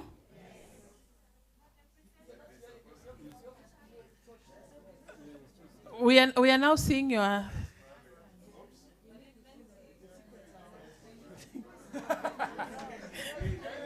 Hey, my ICT people. Now, good. Go back to the other question. So how should comrades address others at the academy? Everybody has said, 2% have said using formal titles. 2% have said avoiding direct communication. And then 0 have said assuming the agenda. For the first 2, I will turn into an accountant and say that is the allowable confusion in accounting. Because we have all agreed to use respectful language. Even the 5%, I'm within. Please, let it not get to 10, Because accounting has a plus or minus 10. So we have all agreed to use respectful language in this space. Question number 2. Which of the following is not acceptable behavior? Inclusion, respect, kindness, stalking other comrades.